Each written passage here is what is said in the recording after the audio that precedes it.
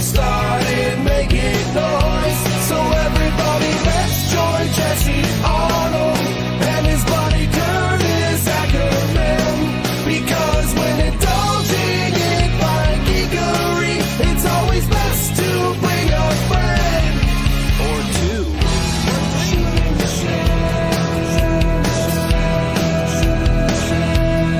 Everybody loves shooting the shell.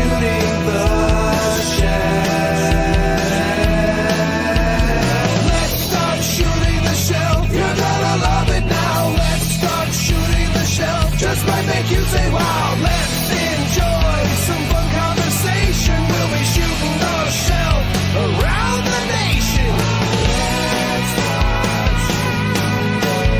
Let's start shooting the shell.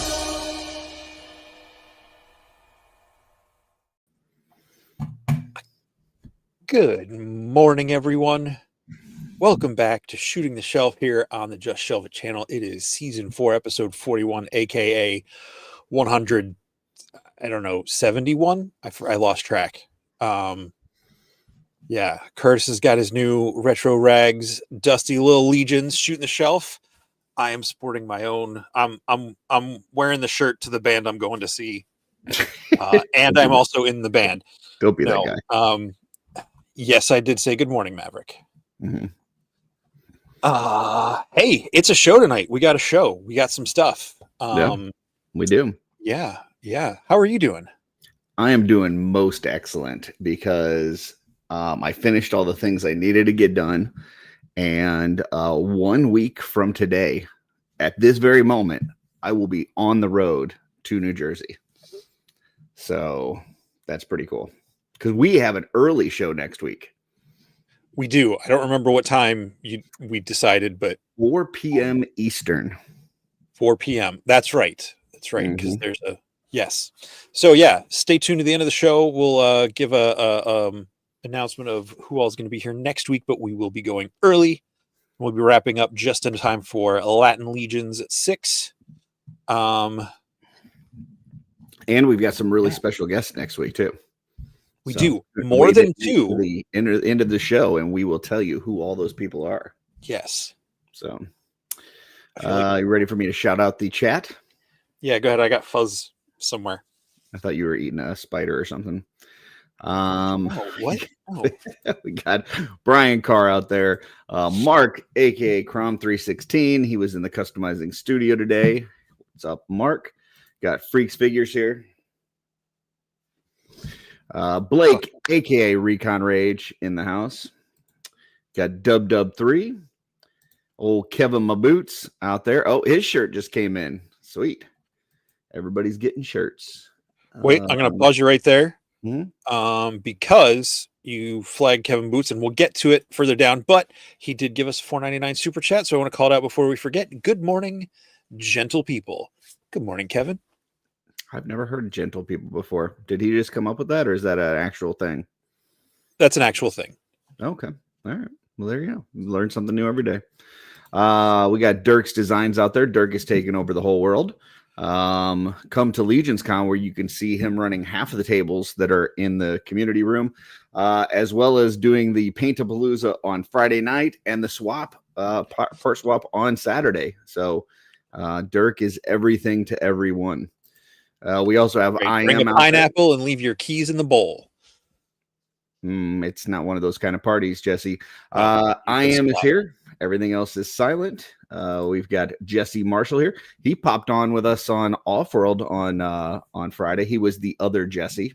So we've got Purple Gang here. Jesse. I'll be Bob on OffWorld. Well, his name actually said the other Jesse.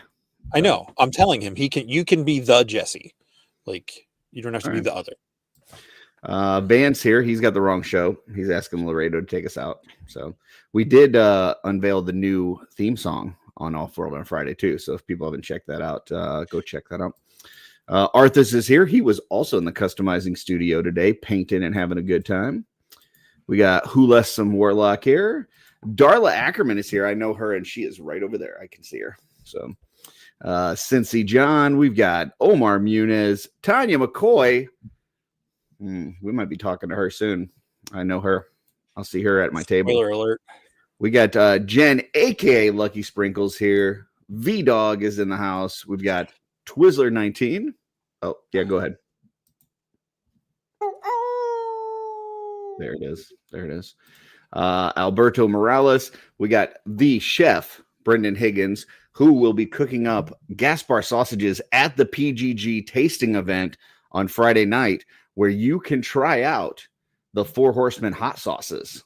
So we know of 4 of them. And if you get sick, it's not because he didn't cook them good enough, because Brendan's a good cook, chef. Don't start off with the hottest hot sauce like some people. Just saying. Sig Toy Arts is here. Welcome, Sig. We've got Brian Lynn of Carver Customs here, and that's why we're all able to have light. So thank you, Brian. Maverick is here in the chat as well. L Spooky Zorro. Those are eyes, people. Those are eyes. He also has a new shirt out. He's got a whole different site, and I don't know it offhand, but I'm sure he will throw it in the chat. Or he's also got a post out there on there. But check out his new shirt designs. He's got a couple of them out there. We've got this guy, and let's see if we can pronounce his name. Walakusiana, it's a Heek Vigi or something like that.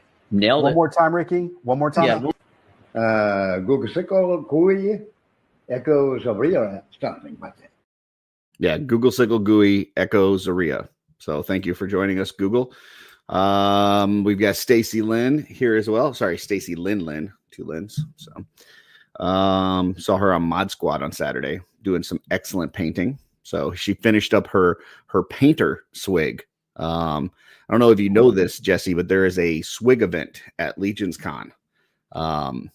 In fact, we've got this that we were asked to put up. Apparently, there is a call center, much like we had for Bayer Theater. There is a call center for swigs. So if you have, let's say you've got some questions about the swig event and you just don't know, who to go to, you can call this hotline. They've got some frequently asked questions that they go over, and you can leave a message and they will get back with you with the answer. So I will throw that hotline there at the bottom. So there you go. Back to the chat. We have, let's see, Michael Morales, Dustin came. Old Papa Santos Rivera is here. Eduardo de Jesus. Saul Bax, Kevin McCoy, and Kevin Hamilton, aka Hamiltoes, Stacy Marshall, William Husted, and Dead Man Juan of Toy Mercs, who have an amazing magazine called Legions Magazine.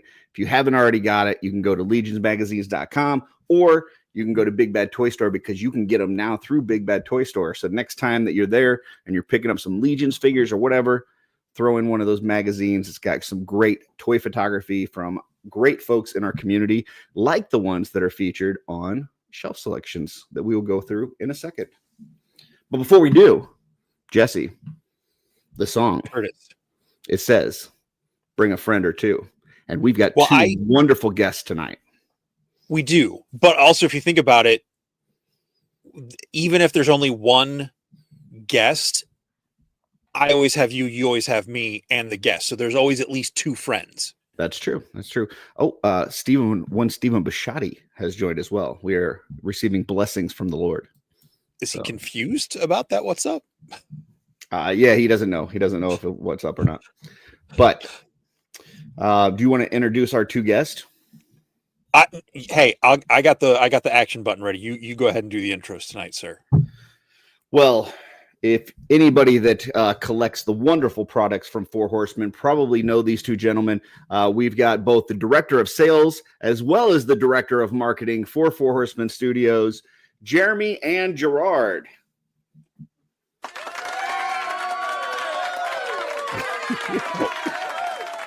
There he is. What's up, guys? Two people in one. What's up, Some Jeremy? of us contain legions. Yeah. Inside. I'm on my way to see you a week from now. I know. A week from now, you're going to be in the car. That's exciting. Yeah, I mean, these people keep doing this whole countdown to LegionsCon, and they like the days are off. I'm like, it's less than a week now. I don't care what you people are saying. Like, it's It's less than a week. We're here. It's basically here. I could leave tomorrow and just. Yeah. So I won't be on the road a week from now. I'll probably be in bed, but I'll be waking up Monday morning. I have a much shorter drive to New Jersey than you do. So I'll be waking up and I'll be on my way just over a week from now as well. Very nice. Very nice. Well, we're going to get into a lot of things. We've got to talk LegionsCon. We got to talk Four Horsemen Studios. We need to talk about your actual table at LegionsCon and what stuff you have, as well as this whole 10-year anniversary. But before we do any of that, we do a thing at the beginning of the show called Shelf Selections, where Jesse and I have pulled up photos that have inspired us through the week, and then we talk about them. So here we go. Starting with the first one, which is one of my selections. And this is from our good friend Blake, aka Recon Rage.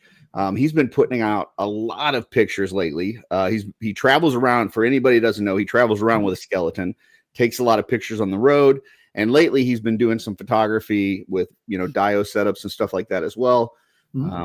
I want to say he had, I don't know, like 4 or 5 different awesome photos this week. So it was kind of hard to pick which one. But I went with this one. I thought it was just really cool, just the way that he's peering out the window. You've got like that dragon scene going on out there. Just really cool lighting and setup and everything. So, Jeremy, thoughts on this one? Yeah, Blake's gotten a couple features on Four Horsemen Studios recently. We did it today, actually. We routinely will find community photographs that are about a certain topic. Today we did Frankenstein's creature, but it seems like Blake has made a few of them recently. So I've definitely been noticing him ramping up his photography and loving what I'm seeing. Yeah, that for anybody that hasn't checked that out, Four Horsemen Instagram, that one today with the Frankenstein's creature, man, there were some amazing photos in there. They were great. So that's one of our favorite things about Figure Obscura, for instance, is, after we start shipping them, seeing all the toy photographers, and it really happens with any new wave that we ship. We're seeing it now with Cosmic Legion's Op Crew, but we love seeing what toy photographers can do with our products. So being able to share them on our channel as well, and in some cases, hopefully introduce maybe some of our audience to some artists that they might not be following. That's something where it's just kind of reciprocal. They're supporting us by buying our products and taking photographs and putting out this awesome, art and these awesome images. So being able to shine a spotlight on them is actually really rewarding for us. That's awesome. Yeah, I've got an interview that it's out there right now for members. It drops tomorrow for everybody else with Lone Wolf Labs, and we were kind of talking about that with the Figure Obscura. How when you're displaying your collection, like you're going to have some shelves that are just kind of armies of figures and stuff, but then you also have segments where you want to have like a cool scene or something that kind of draws your attention, and those Figure Obscura ones are one of those that just inspire people to have like a really cool display or do some awesome photography.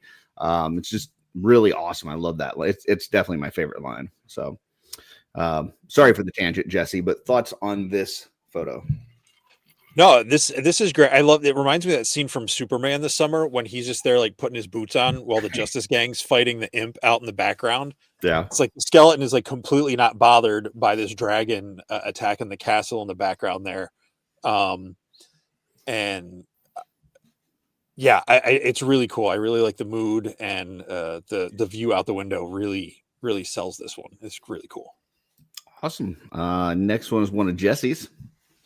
So I believe someone sent this one to me as a recommendation or was just sharing it. Mini fig arts. I can't read it. It's too Looks small. like Mix Figure Arts _EG. Oh.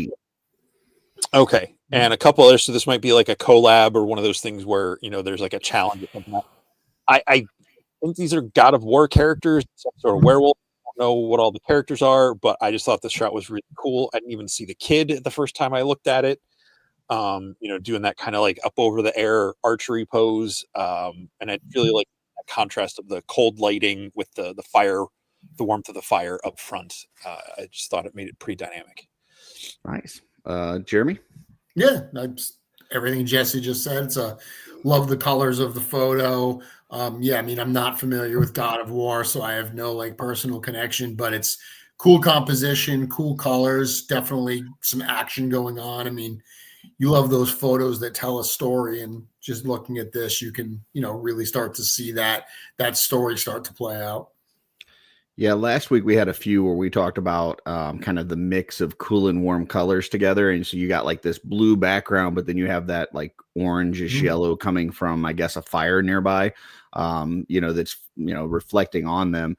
So it creates this, nice little kind of, change between the two colors. And then like Jesse said, that action shot of the younger guy coming over the top with the bow and arrows, just really cool. So this is not an account that I was following, but I am now, because that's what we do here, folks. When we see something cool and we're not following it, we follow. The way it makes our Instagram that much cooler. Next one is one of my picks, and this is one that everybody should be following by now because we talk about him pretty much every week. And I thought this was just an amazing photo. You combining the skeleton with the headless horseman, very Halloween themed, and the fact that they've got his head there and they're laughing and having a good time. I just think this was just a lot of fun. So yeah, Jeremy. Yeah, I mean, this is Nate, and I love Nate's work, but I think something that we're seeing here that really makes me happy, because it's something we're trying to do at Full Horseman as well, is, our lines, our mythic and cosmic lines are very serious lines. But we're starting to add like some fun to some of the things we're doing. The graveyard skeleton set last year definitely had some fun to it. The blind box skeletons this year, I mean, I wouldn't call the zombies fun, but I love the fact that people are adding some humor to these, because, figures, toys should be fun. And even within our, serious narrative, I love the fact that people are finding some humorous type of images to be able to take here. So I totally dig this. Yeah. Jesse? And you've got the street lamp from the Ghost of Christmas Past worked in there. Yeah, it's great. The immediate thing I thought of, and Jeremy, I think you'll get this. I know Eric Miller will appreciate this. The scene in Labyrinth where the fire. Yeah. I can't remember what their actual names are, but they're trying to like take her head, Sarah's head, and throw it around and all that stuff. That's immediately the vibe I got when I saw this. Yeah, and it's a lot of fun. Yeah, like they're playing keep away with his head. Yeah. Like, his head comes off. Yeah. One of Jesse's. Going again with some more figure obscura as we are in spooky season. This is something JZ Toys 666. Thank you. I got the Mask of the Red Death with that fun little head sculpt of Edgar Allan Poe and a bunch of the D13 demons coming in behind him. I just thought this was a fun mixture of elements for one of my favorite figure obscuras. Awesome. Jeremy? Yeah, I saw this earlier this week, and I actually saw, those who may know I live in Rhode Island, and Poe has a connection to Rhode Island. He spent some time here. Last week I went and did like a historical kind of like Poe walking tour around Providence. And I feel like I saw this like right after. So Poe is very much top of mind. I love the fact that it almost looks like the demons are like coming out of his head, like all of these evils, all of these, characters and monsters that are in his head. And then of course we've got Mask of the Red Death there. So yeah, I love when you guys show one of your shelf selections, and it's something that I've seen during the week as well, and I took note of, and this is one of them. Yeah, just really cool. I love how they're kind of putting this little display together. This is kind of what we were talking about earlier, like the figure obscura make you want to kind of create a display around them and take up that shelf area to, just have something that draws people's eyes to your collection when they come in. And Yeah, this just looks really cool. This is a fun setup, and I love that Red Death. Once again, one of those figure obscuras that I knew nothing about before it was revealed. And then through the process, I get Jeremy's story on the website, and then you get the book, and you get all this other stuff. And it's like, it just opens you up to these other things you didn't even know existed. So just another cool, fun part of that process. And that was the first one that came with a book, because we realized that we could reprint the entire short story, and we were like, hey, why let's do that. And we enjoyed doing it so much that it just organically became a thing that we now do with every Figura, that we include that little booklet. Very cool. I got a quick question for you about that. You probably can't answer this. Is there any contemplation of going back and doing little booklets for the ones that didn't have books? Ooh, good question. You know what? I've never thought of it. So that would be Krampus, Father Christmas, Headless Horseman, and Monkey King. Mm-hmm. Mm-hmm. I think would be. I've honestly never thought of it, but that's a great idea, Jesse. Something I'll have to think about. Okay. Awesome. I have mine in little baggies like comic books, so like I feel like I'm missing the first 4 issues. In my display, I have them all like kind of in a stack that they're like fanned out. Oh, nice. So yeah, I'm missing them too.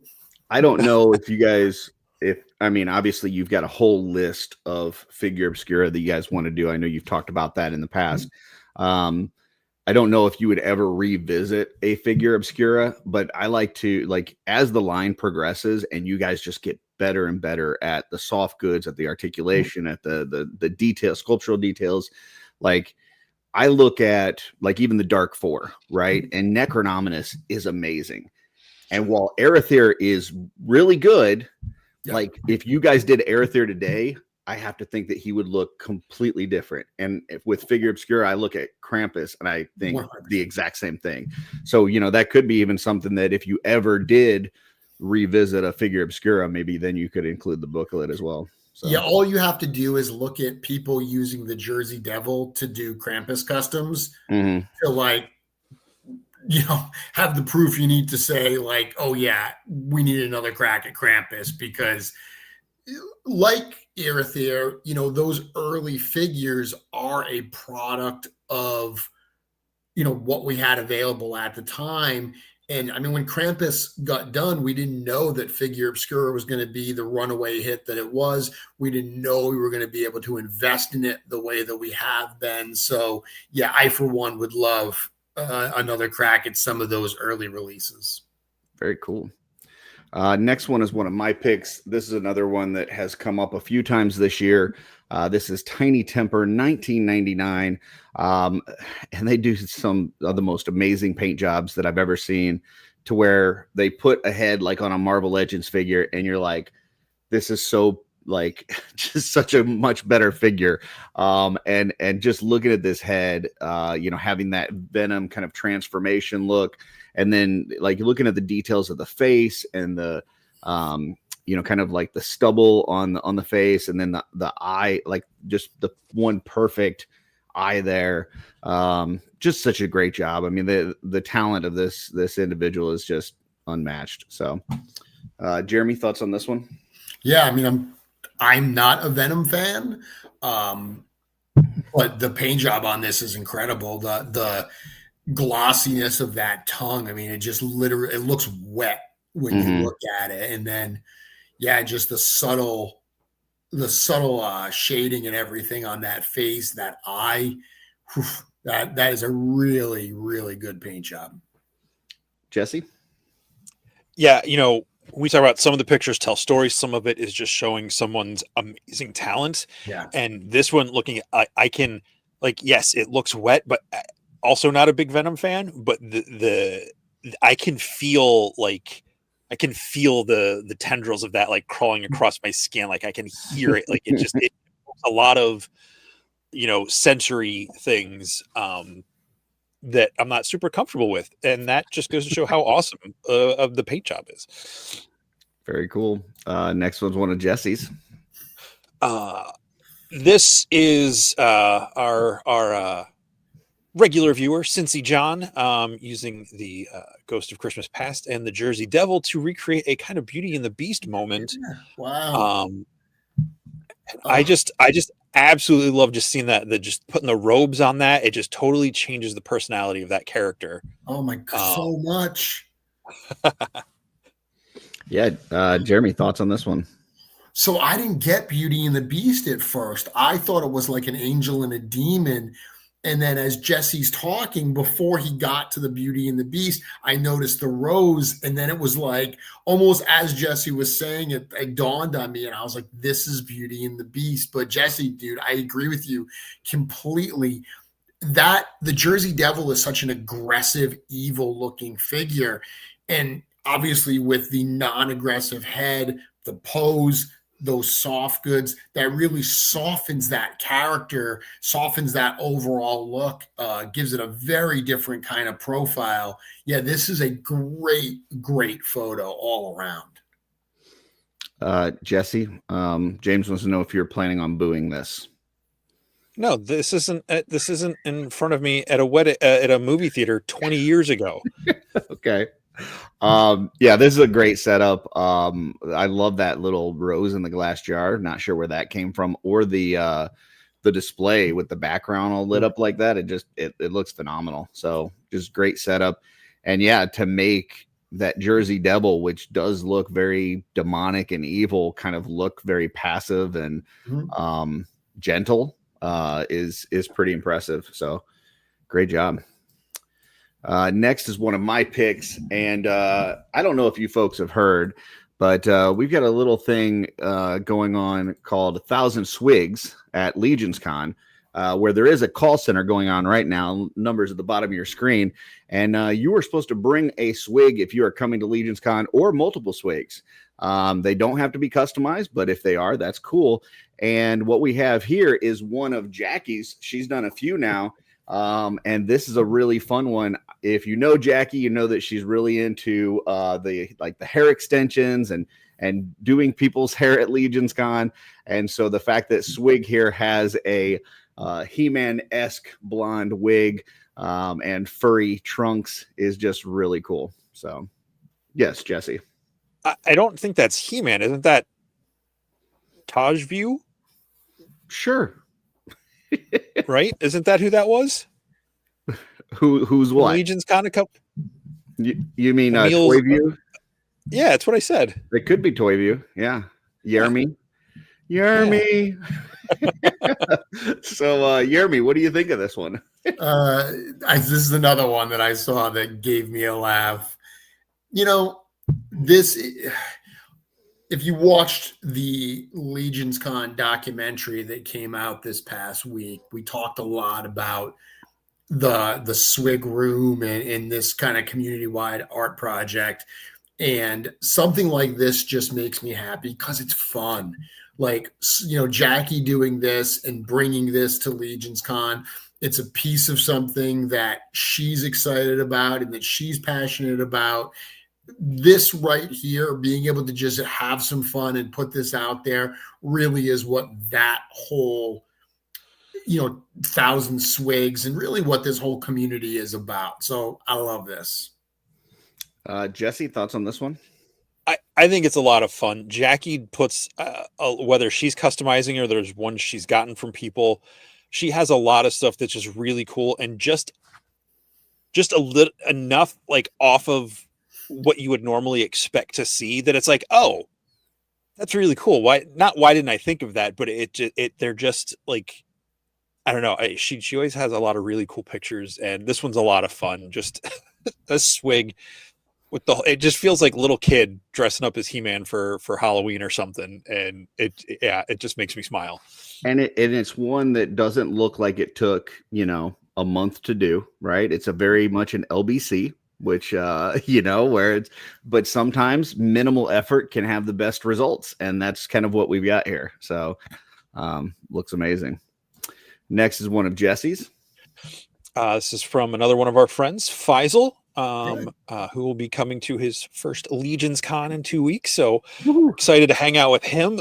This one I just thought was, just the color and the lighting, just the cold whitish blue in the back up to the warm pumpkins and the zombie skeleton coming out in the middle. It just thought it was really cool, creepy, yet, you know, I want to know more. I just thought this was really cool.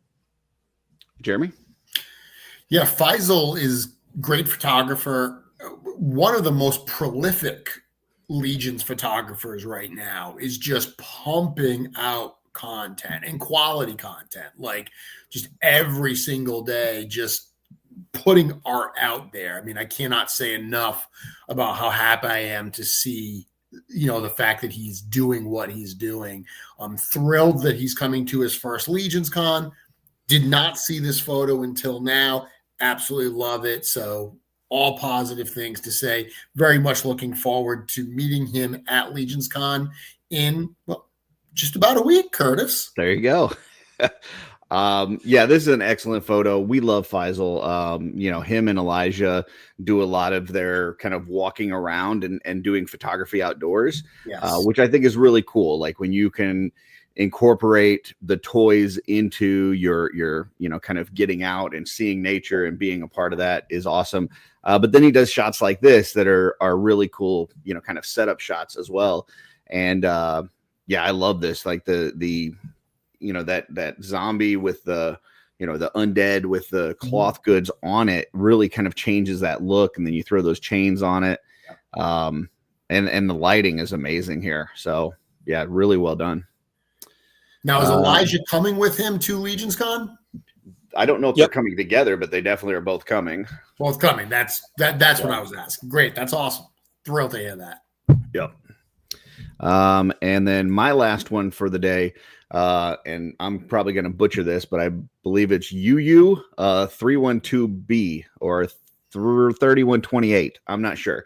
But we've had a few folks. I know, you know, Jesse and I have both said, like, you know, the cell shading is not normally our thing, but there's some people that really do it well. And this is an artist that just took one of these McFarlane figures and completely transformed it to where it looks very premium, and just did a fantastic job. I love this character anyways. And they absolutely killed it. So great job. Jeremy?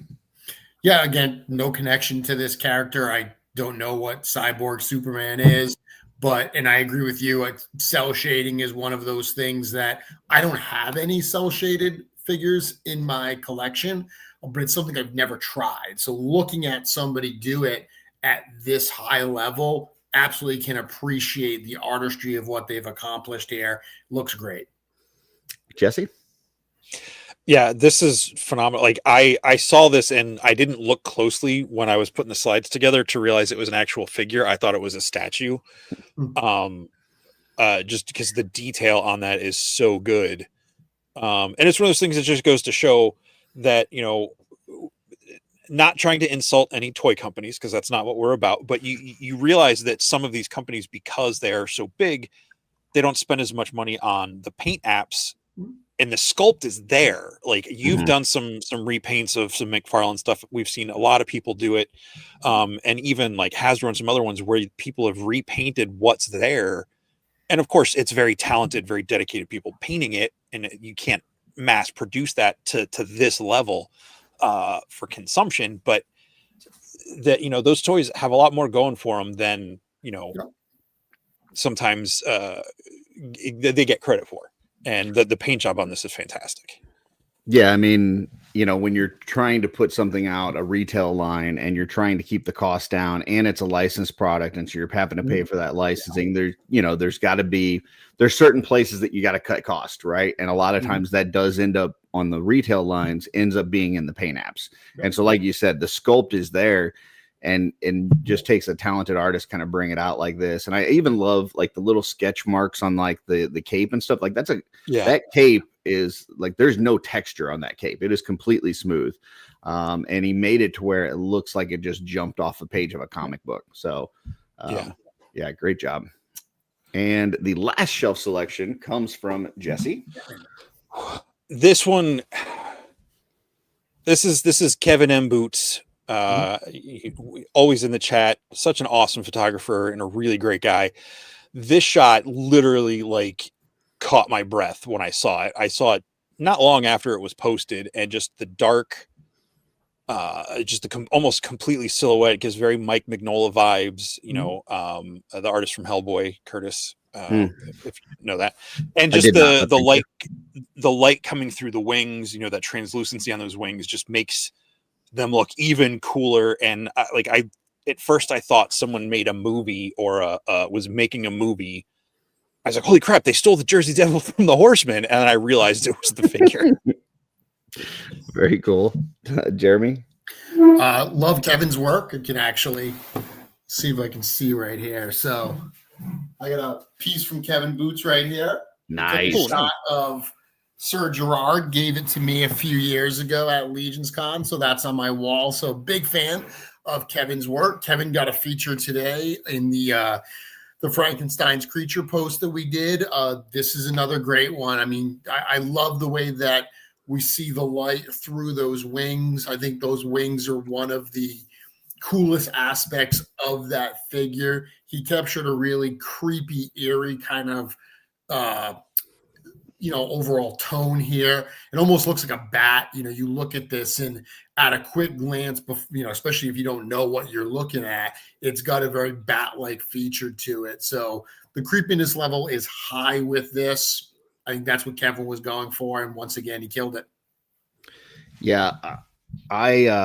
While I do kind of wish we would get some new wings, because I wish they would maybe ratchet or hold in a little differently or something. There's no denying that the look of these with that translucency is amazing. Like when you get a good light source behind it, like you have here, it does not look like plastic. Like it looks like some sort of thin skin membrane. It's gross and cool. And the fact that you've got very little light on the front of this figure and it's almost completely just backlit, but still shows this awesomeness of the character and the wings is fantastic. So great way to highlight what I think is the best part of this, which is that, that translucency of those wings. So very cool. And I'll throw one more thing there if I can. If the Jersey Devil is a real thing and someone in the 1700s or whenever that was, saw this in the dark and then tried to tell someone about it to draw it, knowing that the drawing that we got in that, on the package, it totally makes sense that it would look nothing like the thing. Because the guy's like, okay, sure, it has a goat head. Yeah, I mean, the Horseman, we've talked about this before, but to take those designs that you can look at and almost, it kind of looks goofy, right? With the reports and the way that it's been depicted in the past, and to make it into something that looks fierce and scary is nothing short of amazing. I mean, it's like you can recognize immediately what it's supposed to be, but it's also like amped up to the max. So yeah, very cool. I did not mean to besmirch the Jersey Devil, Dave. I'm sorry. And that is it for shelf selections. So thank you for everybody that had shelf selections and everybody that's doing toy photography out there. Did not mean to miss anybody. Keep doing some great work out there because we appreciate it. It makes our Instagram awesome. So all right, Jeremy. And real quick, just to add on to that, Curse, if you see stuff you like, you don't have to just send it to us. You can, Kevin Boots and Steph Delator and a lot of other people, just repost it in your stories and help share it with people who follow you. Then they see it. And, what do they say? Like all the boats floating on the water go up together or something like that. Yeah, that's something like what they say. It's very similar to that, Jesse. I got all the words out and you get the gist. I'm calling that good. Tide lifts all ships. That's the one. That one. So Jeremy, we've got a lot of stuff stuff going on. So first off, let's just start off with LegionsCon. It's right around the corner. Busy week, a lot of stuff. What is a week of like the LegionsCon week, the Mythic week? What does that look like for Jeremy Girard? So I get to the studio on Monday of Mythic Week. And honestly, Monday and Tuesday are two of my favorite days of the year because by that point, everything that I need to do is done for LegionsCon. And everything that Eric needs to do is done for LegionsCon. So we spend those 2 days really digging into next year. Now, we've obviously been going through all along, figuring out what next year looks like. It's not like we're just going to start. But we, like this entire year, 2025, was planned out back in 2024. And the start of Mythic Week in 2024 is where we really lock stuff down. So that's what we'll do again.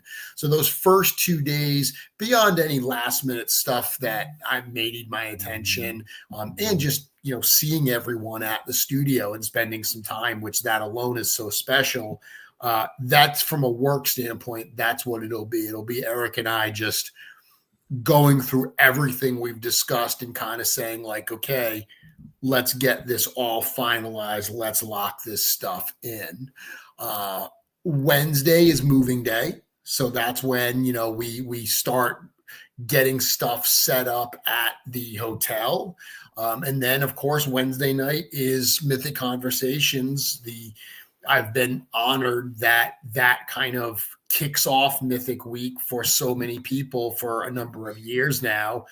And I mean, by that point, by the time that we get to Wednesday night, we're like all cylinders are going at this point. Because then we've got pedal to the metal. Thursday morning, I'm at the studio early to welcome the interns, all day intern day. And then getting to the hotel Thursday night, I mean, like it is hopping. Like Thursday night, there's a lot of people at the hotel. Everyone is geared up. Everyone is ready to go. Some people like yourself have been there for a few days, but a lot of people come in on Thursday. So really at that point is where it's just when I show up Thursday night at the hotel after intern, I won't leave again until Monday morning. I will be in the hotel that entire time. I don't go out anywhere. So then it's just, as you know, Friday we've got our G-Con broadcast and then set up for LegionsCon, and then LegionsCon itself. LegionsCon, I use the word LegionsCon kind of interchangeably with Mythic Week, but Mythic Week is really intern for a day, G-Con. LegionsCon is technically the weekend show, but it's easier. I think people a lot of times just use LegionsCon to mean the whole experience that it's become. So that's kind of what my week looks like. And then I'll be in Jersey past LegionsCon weekend because then once it's done, once Monday morning happens, it's just kind of closing out the show, paying the bills and all stuff like that. And then sitting down with Joe and just, also recapping what happened, talking about, what worked. I want to say talking about what didn't work. Hopefully there's not much that didn't work, but if there is, we certainly look at that and just immediately start planning for 2026. So I want to break down the G-Con event a little bit. Because in the past, it was just it was the reveal of the new wave, right? And then I think a couple years ago, there was something where you were stalling for time. And so you took some questions and that kind of changed it to where it became a little bit more interactive. Yeah. And then last year, it was the wave that you had, but then you also had stuff for Infinite Legions and you had a dragon and you were talking about the role-playing game and a comic book. Like there's all these other things on top of the wave. Is that kind of the new norm now that we feel like there's going to be a wave and a bunch of other stuff afterward? So interestingly, that's how it used to be at the start. Okay. So like 2018, the first year that we did G-Con, that was the Soul Spiller wave. And it wasn't just like, hey, here's the Soul Spiller characters. Like they talked about a lot of other stuff. A lot of people may not remember this, but Irithyr was shown during the Soul Spiller reveals. Like they brought out an Air There figure. It wasn't solicited for another year. Oh, but wow. They brought it out just to like show it. They talked about a lot of other stuff that wasn't directly related to Soul Spiller. Now, it wasn't like, let's reveal the wave and then do some other future focused stuff. It was much more all over the place. Mhm. Anyone that watched that first year also may remember that they literally ate Taco Bell live on the air for like 45 minutes. Like 45 minutes of G-Con was just the studio eating Taco Bell on a live stream. It was awesome. I do remember the first Cosmic reveal where Cornboy's just laying on the bed in the hotel room. Yeah. It used to be a lot less, I guess I would say, professional than it is today. But to bring it around to last year, we knew with the anniversary year, we wanted to do some other stuff. We wanted to make some announcements that went outside of just the wave reveal. And so much of what happens at Four Horsemen Studios is very organic. We were talking, earlier about Figure Obscura, like just growing organically. That's kind of what's happening here as well. So I guess to just answer your question a little more succinctly, yes, we have some other stuff outside of the wave reveal this year that we're going to do at G-Con as well. Not as much as last year, but we do have some other more future focused stuff that we are going to talk about. I've already been teasing and saying, if you're not following the Mythic Legions RPG Instagram account, that account is dedicated specifically to the RPG. And I've pointed out repeatedly that there's going to be some stuff that we talk about at G-Con and everything. So we'll get a little bit of that. So yes, I do think it's the new norm.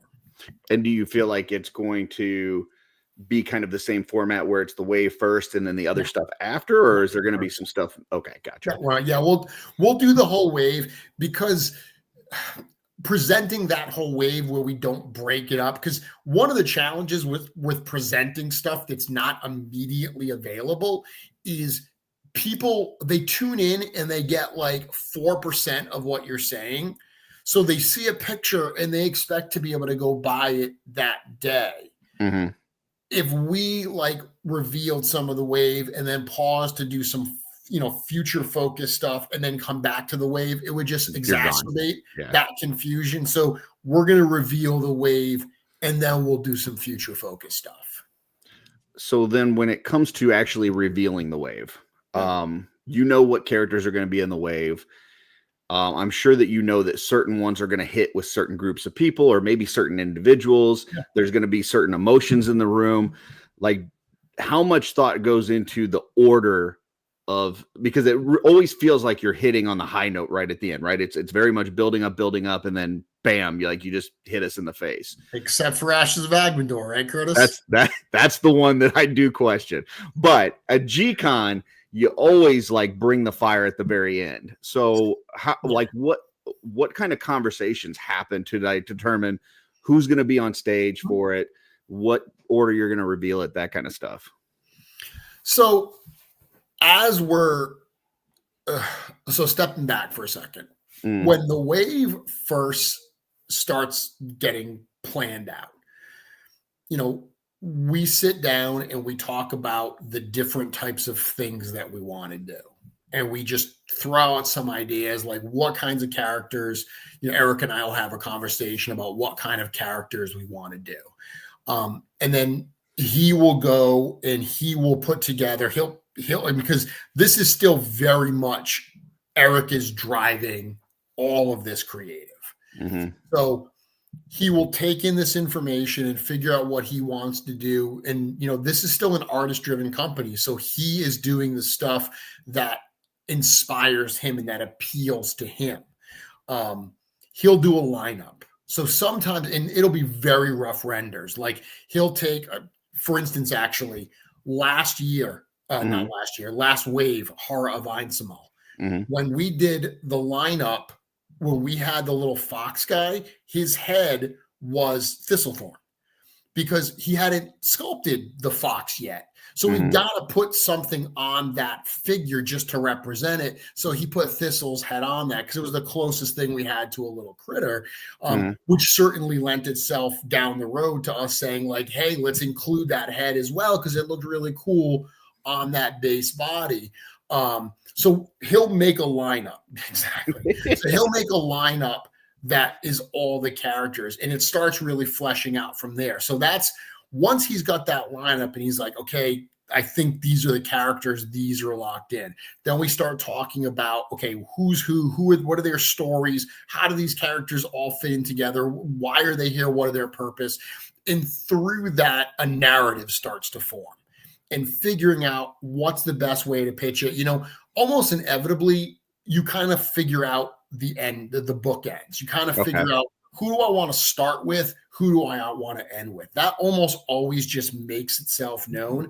And then you kind of start fitting stuff in. Do I want to go, you know, like in the past when it was a very versus factions, do I want to go good, evil, good, evil, good? Like these are all things that we take into account.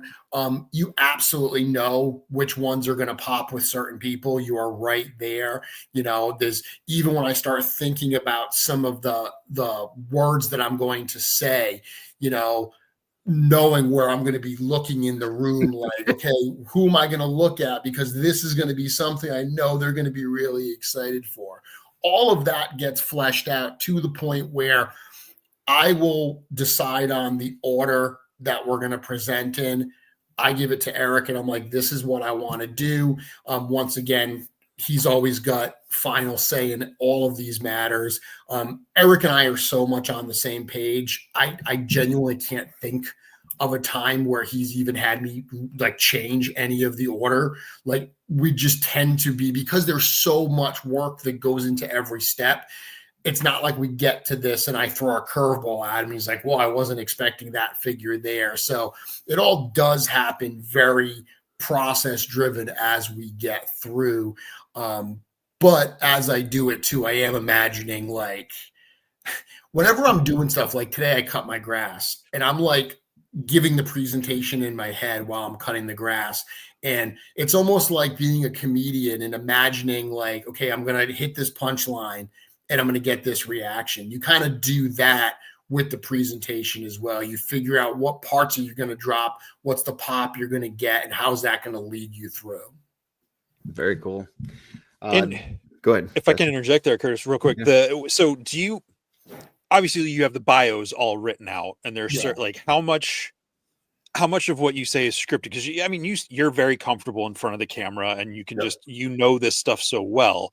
Like, is there like a script, like, all right, pause for joke, find Brad, find Brad in the audio. Like, do you have those things written out or do you just have that all locked upstairs? So I would say that I have nothing is written down. Okay.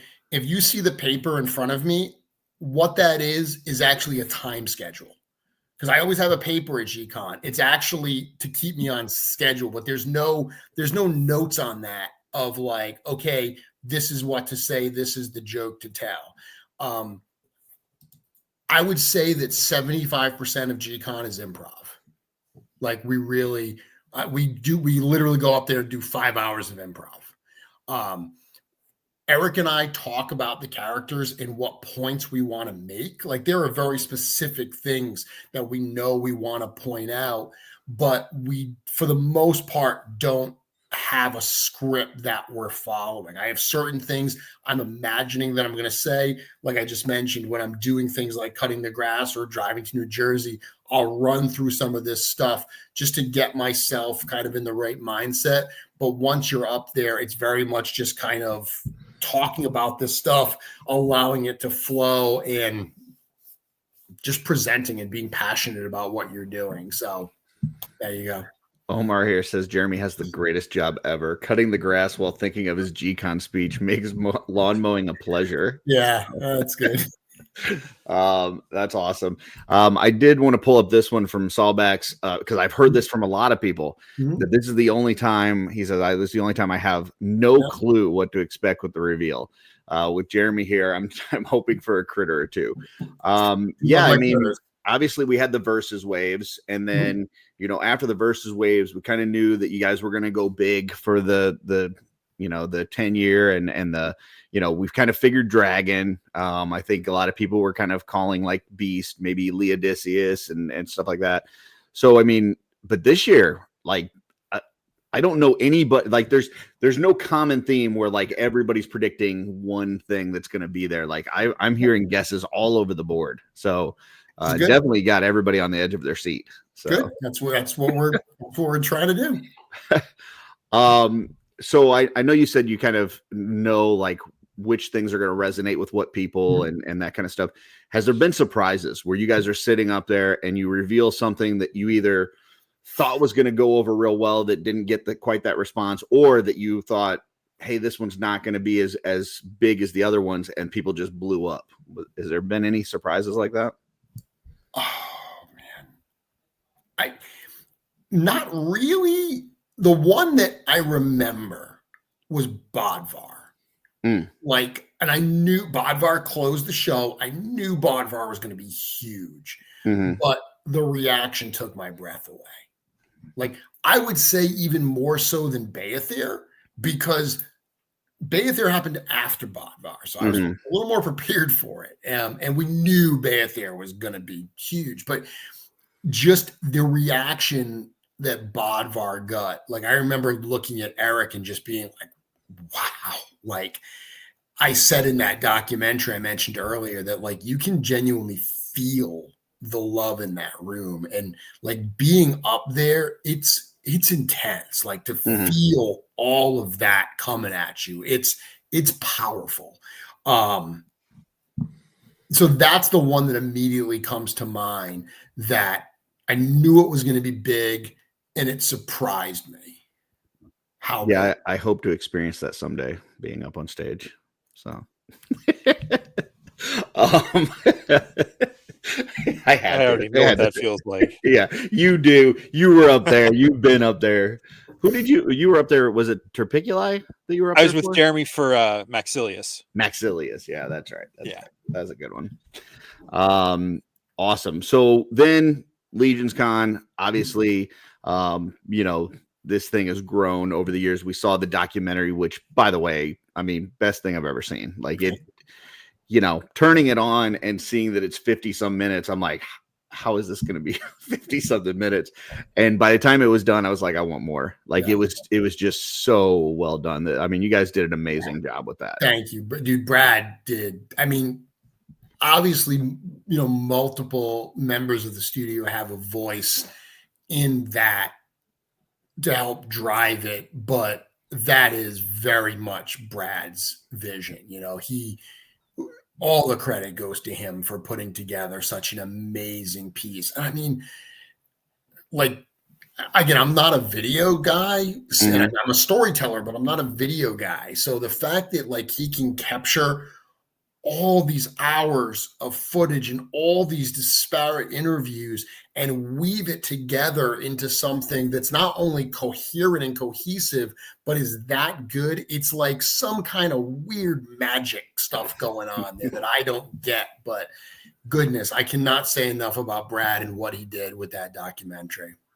I can't imagine anybody that's either been to LegionsCon that watched that and didn't get ultimately fired up, or anybody that's not been to LegionsCon that could watch that and not get excited for it. Like it's like the ultimate hype video for a convention. I can't. Yeah, it was awesome. So the event kicks off and you are going to be displaying, and this is 10 years of Mythic Customs.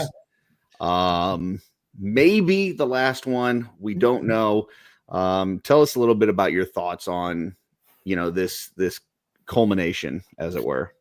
Yeah, actually, so I sat at my table here today. I staged everything, put it all out, selected all of the figures, because over the last few weeks, I've been showing 10 new customs. So I did 10 new customs, and I've shown 9 of them so far, but I did 10 new customs for this 10th year. And then what I did, my idea behind this year's exhibit was, because I started customizing in 2016, this is my 10th year of doing it. I said, hey, I realized I still actually have a couple customs from 2016 in my collection. I said, you know what, this would be cool if I actually bring a handful of customs, 2 to 5 customs from every single year, and really show not necessarily my best work, because there's one from 2016 that's bad. Like, it's genuinely, like, I'm putting it out there and I'm thrilled to put it out there as an example of, like, hey, this is where I started. But this idea of seeing that progress over the years, and hopefully people that enjoy my work and have followed my work, I hope they look at some of these and they're like, oh, I remember when he posted that. Like, I remember that. And there's some cool memories for me in there. Like, one of the pieces that I put in there is a custom I did. It was a part that was sold at Legion shop called the Cerberus armor. And it was a set that I sketched out and Emil sculpted. And it's the only time that I've ever sketched something that Emil sculpted. So, like, that custom, which is not one of my most complex, but it's a cool memory for me. So there's a lot of stuff. There's a fair amount of work that is stuff that I did with Walter from Mass Customs and Len, because that made up such an important part of my customizing journey. But there's pieces that I worked on with Immortal Collections. There's pieces that have no custom parts on it that are just pop and swappy type things. My Princess of the Frogs is in there. She's coming because she's an important one from that year. So I'm very excited about it, because it really, I feel like, does show what I've put out there from a creative output for the last decade. It's pretty impressive. And, just going back to like your early videos and some of your early customs and Pumpkin King website with all the recipes and stuff, and all of the different things that you incorporated from other toy lines to today, where the library of parts for Four Horsemen is massive. And we see folks like Maverick, we were talking about this past week, who can put these amazing customs together without painting, just by mixing parts in the Four Horsemen line, soft goods and parts across Cosmic and Figura and Mythic. And there's so many parts now that it's like you can just create in this space. I mean, you still have some folks, like I know Joe Russo uses a lot of McFarlane. There's some other folks out there that still go outside the line, but you don't have to if you don't want to. Like there's just so much available. So the library is so huge these days. Obviously, the third party, creators are adding so much, filling in those gaps. And then when you add in, back in the day when I first started, using other toy lines was essential, because we didn't have the library we do today. We didn't have the 3D printers.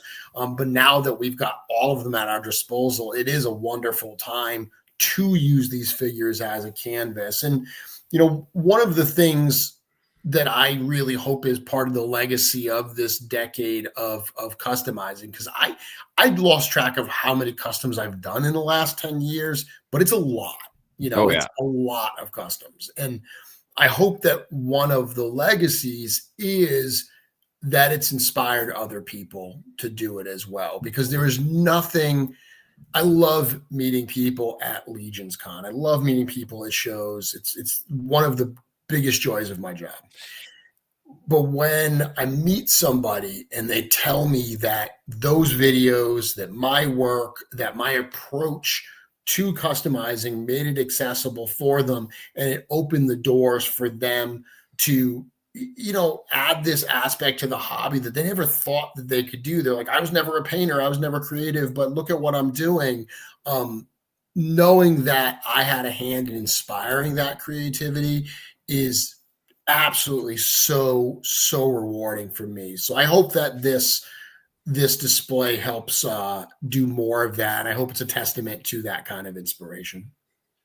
Well, if I may, this show wouldn't be here without you doing your show and your customs. Well, I thank mean, you. I'm not trying to speak for Curtis, but I'm pretty sure he feels the same way. We met through Legion Shop. Like literally you had us both Yep. start at the same time. Yep. And we messaged each other and basically said, "Hey, I'm nervous as fuck." And he said, "I'm nervous as fuck too." And I'm like, "Can I show you the stuff that I'm painting? You show me the stuff that you're painting. We'll give each other feedback and kind of feed off of it." Yeah. That started our relationship and It's amazing. then morphed into us being on the show and stuff together. So, you know, there's just things like, you know, what you did early on with your tutorials and stuff has helped me to start my channel and do what I do. And that has helped, like Tanya start off what she's doing. Now she's doing the Mod Squad on Saturdays. And now she's got other people that are starting up. So it's like this generational thing, like this, you know, like, you know, in the past where like stories were handed down from one generation to another. It's kind of like that, but with creativity. And it just keeps going, you know? So, And very I'll double cool. down. And for me, that all ties back to the 2021 LegionsCon, because I was barely aware of the line at that point. Yep. I was just between Sean and Douglas Tupper, just getting introduced to the idea of how customizable the Legions were. Yep. So coming in there and seeing all that and seeing your display and, you know, getting to meet you and like, again, I remember saying to Sean, I was like, "What's a corn boy?" Cause he's like, "Look, there's corn boy over there." I was like, "I don't know what that means." Yeah. You know, it literally changed my life for the better. I mean, just, you know, getting into the customizing and the creativity and the community and Curtis and all the friends that I've been able to somehow not scare off with my weird fluctuations in love of K-pop and other random things that come out of nowhere. You know, it's been, you know, was short of sounding sacrilegious and almost religious experience in how profound of an effect it has had on my life. Yeah. Yeah, I mean, Rosedale Studios here says Mythic Customs is my midweek re-energizer to get me through the rest of my work week. I've seen every episode, some more than twice. The show is a true testament to creative inspiration. Thank you so much, man. I Couldn't appreciate agree more. You know, and I know there's been weeks where you've had to take a week off, sometimes a couple weeks in a row because you're doing certain things with the studio or a vacation or whatever, and it's definitely a gap. Like there's a gap there. And we've tried to fill it with some live painting sessions and stuff, but yeah, it's definitely missed. And I'm sure this isn't the end of you customizing because you're gonna have that bug. Yeah, for sure. Yeah, but for sure. I mean, yeah. So I've done very few customs this year, Mhm. and it wasn't until, I kid you not, guys, like a month ago that I was like, because I had this idea to do this. Like I landed on this a while ago after, as I had mentioned previously, after the first few ideas I had for this year, I had to abandon for practical reasons, meaning the studio is going to do something similar to what I had in mind. When I landed on this, 10-year retrospective, and I said, okay, that's great. I'm going to do that. Because in large part, the bulk, literally 90% of the display is stuff that's already in my collection. So it limited the amount of new work I had to do, but I still had to do some customs.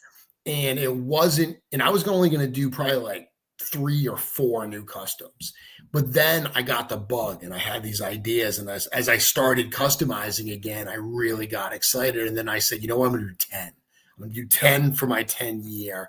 And even a couple weeks ago when I said, I don't know if I'm going to be able to hit that 10, I'm going to try. It was no problem at all because I got excited again. So inevitably, this is not the end of me customizing.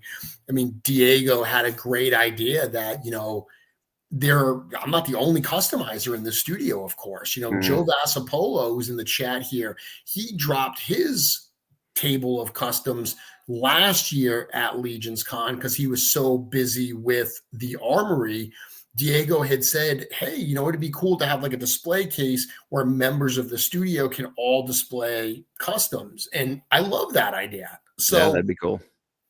I'm not saying that my customs won't appear at LegionsCon. I'm not even saying I won't have a table. I mean, maybe I will. Now, where I am right now, I'm just so loving my creative output for this year. I'm so excited for this year. I'll deal with next year when it comes. But 100%, this is not the end of me customizing. Speaking of which, so you said 10, you've revealed 9. Yeah. So when might we see this 10th one? Why don't we do it right now? That do it sounds right that here. sounds great. That sounds great. So I do have a little kind of lead up to it, a little story that I can read and maybe tell a little bit about it. I mean, do you have the picture to show of the item? I do have a picture. Yeah. Do you want me to pull the picture up first, or you want to pull it up? If you can pull up what you just did, if you want. Okay. I can read the start of what I want to read here, and then we'll be able to present it. So, sure. As I was thinking about this last piece, I was figuring out, okay, well, how do I want to go out? What's the last one I want to show? And I had mentioned previously that one of the things that I did creatively this year was put together the Crossroads set. So those 4 characters are in a past life would have been customs that I would have done. So I said, you know what? I want to do something that plays off of the Crossroads Keepers. And, that kind of fairy tale that I wrote, I wanted to basically almost like hijack my own lore. Like, because it's fun. I'd always done customs and kind of hijack part of the Mythic Legions lore. So now this is kind of like an Inception type environment here where you're stealing from yourself. I'm basically writing fan fiction that goes with the actual fiction that I also wrote. So take that for what it is. But here's what I've got. You have heard about the crossroads known as Du Forthrasane and the keepers who guard the pathways of that mysterious place. 4 keepers, 4 choices, 4 paths. But what if there was a 5th that you could choose? Conquest, love, revenge, and immortality. These are the boons of the warrior, the nymph, the chirel, and the revenant. But for those who seek none of these and who instead wish for community and belonging, there is the 5th road. This is the way of the idol. Go ahead, Curtis. Legends say that the idol was once one of many, and that his existence draws others like-minded souls to him. Those who seek the idol need not prove themselves. They must simply arrive at this path and be willing to walk it. And that is my 10th custom for this year. It is my custom Crossroads Keeper swig. So I wanted to do a new swig for this year's tailored, photo of 1,000 swigs. And everything just kind of lined up for me to, I'll talk about that in a moment. Everything lined up for me to say, you know what? I want to do a swig as if he was a Crossroads Keeper. So obviously this is a swig head, but one of the fun things is most of the body on this are leftover pieces that I had after I opened up my Crossroads in my Legacies figures. So that torso, the waist, the loin, the belt, the bracelets, all of that are extra pieces that I had from the Crossroads set. Those dwarf legs, those are actually leftovers from last year's LegionsCon figure. And then to Joe's point, if you know my custom history, I used the Kylo Ren Black Series, especially that scarf, so many times in customs that I've had one left, waiting just for the right custom to use it on. And there couldn't be a better use than to put it on the idol. So this is my additional Crossroads Keeper, my officially unofficial kind of 5th keeper, the idol. It will be part, of course, of the photo of 1,000 swigs. I loved earlier when you were pointing that out, knowing that we had this in the wings. But even like writing the story about it, because the other Crossroads keepers, conquest, love, revenge, and immortality, those are the boons that they grant. So making this character's boon, the people that seek him out are looking for community and belonging. This was all analogies for LegionsCon and for the Legions community as a whole. The fact that it says he's one of many and he draws like-minded souls to him. Those who seek the idol, they don't have to prove themselves. So unlike the other keepers that you have to fight them or you have to win their, beat them in their riddles or their games, you don't have to do anything when you seek the idol. All you have to do is find the path and be willing to walk it. And that is kind of my, I guess, push, my analogy for this wonderful Legions community, this wonderful event called LegionsCon. If you show up, that is the fifth path. All you have to do is walk it and you'll be welcomed in. Very cool. Yeah, I love, G had said nothing wasted. And nothing gets wasted. And it's so true. And then the little touch with the Kylo Ren. Chef's kiss. Absolutely perfect. There's no way you could finish out a 10-year thing and put out all this stuff and not have a Kylo Ren scarf in there. Gotta have Kylo Ren scarf. Yeah, this is absolutely perfect. So there you go. There is the 10th one and the swig entry for Jeremy Girard. Folks, don't forget, bring your swig to LegionsCon. If you have questions, there is a call center number at the bottom of the screen there. So you can hear all the frequently asked questions that are answered, and you can leave your own question and they will get back with you. So very cool. Thank you very much, Jeremy. That was awesome. Thank you for allowing me. Jesse, thoughts on the 10th custom? I mean, when you sent that picture to add to the slides, I was like, oh man, this is really cool. And I was like, is this like a Crossroads swig? Or I wasn't quite sure because I didn't want to spend a lot of time looking and thinking about it until the show. So hearing that and then the whole thing, I'm trying not to get emotional over here, so don't mind me. But yeah, that is really cool. You just have to show up and walk the path. That's really cool, and it's a cool custom. And when I noticed the Kylo Ren, right before Curtis said that, I was like, oh, and one of those is because I've gotten a handful of those used. Yeah. To use for customs as well. It's such a versatile piece that works great on Mythic stuff. Well, like I said, if you know my work over the years, I mean, Joe in the chat saying it, Curtis saying it, it's like that I've used it so many times too. I mean, there was a point that it was like a joke that I would use it so often. It's like, oh, he's got a Kylo Ren cape in there, so putting it in here was just kind of like one of those if you know kind of moments. Yeah. Very cool. I did want to pull this up. This is from our kind of the previous line of discussion we were talking about, but Mike comes in and says, if it wasn't for Jeremy, the studio, and this community, I would not have made it through my career. The outlet it provides has been essential for my mental health in the high stress I deal with daily. So very cool. Again, we hear, and Michael is a wonderful person and wonderful friend. And to hear something like that is absolutely incredible. And we've said this before that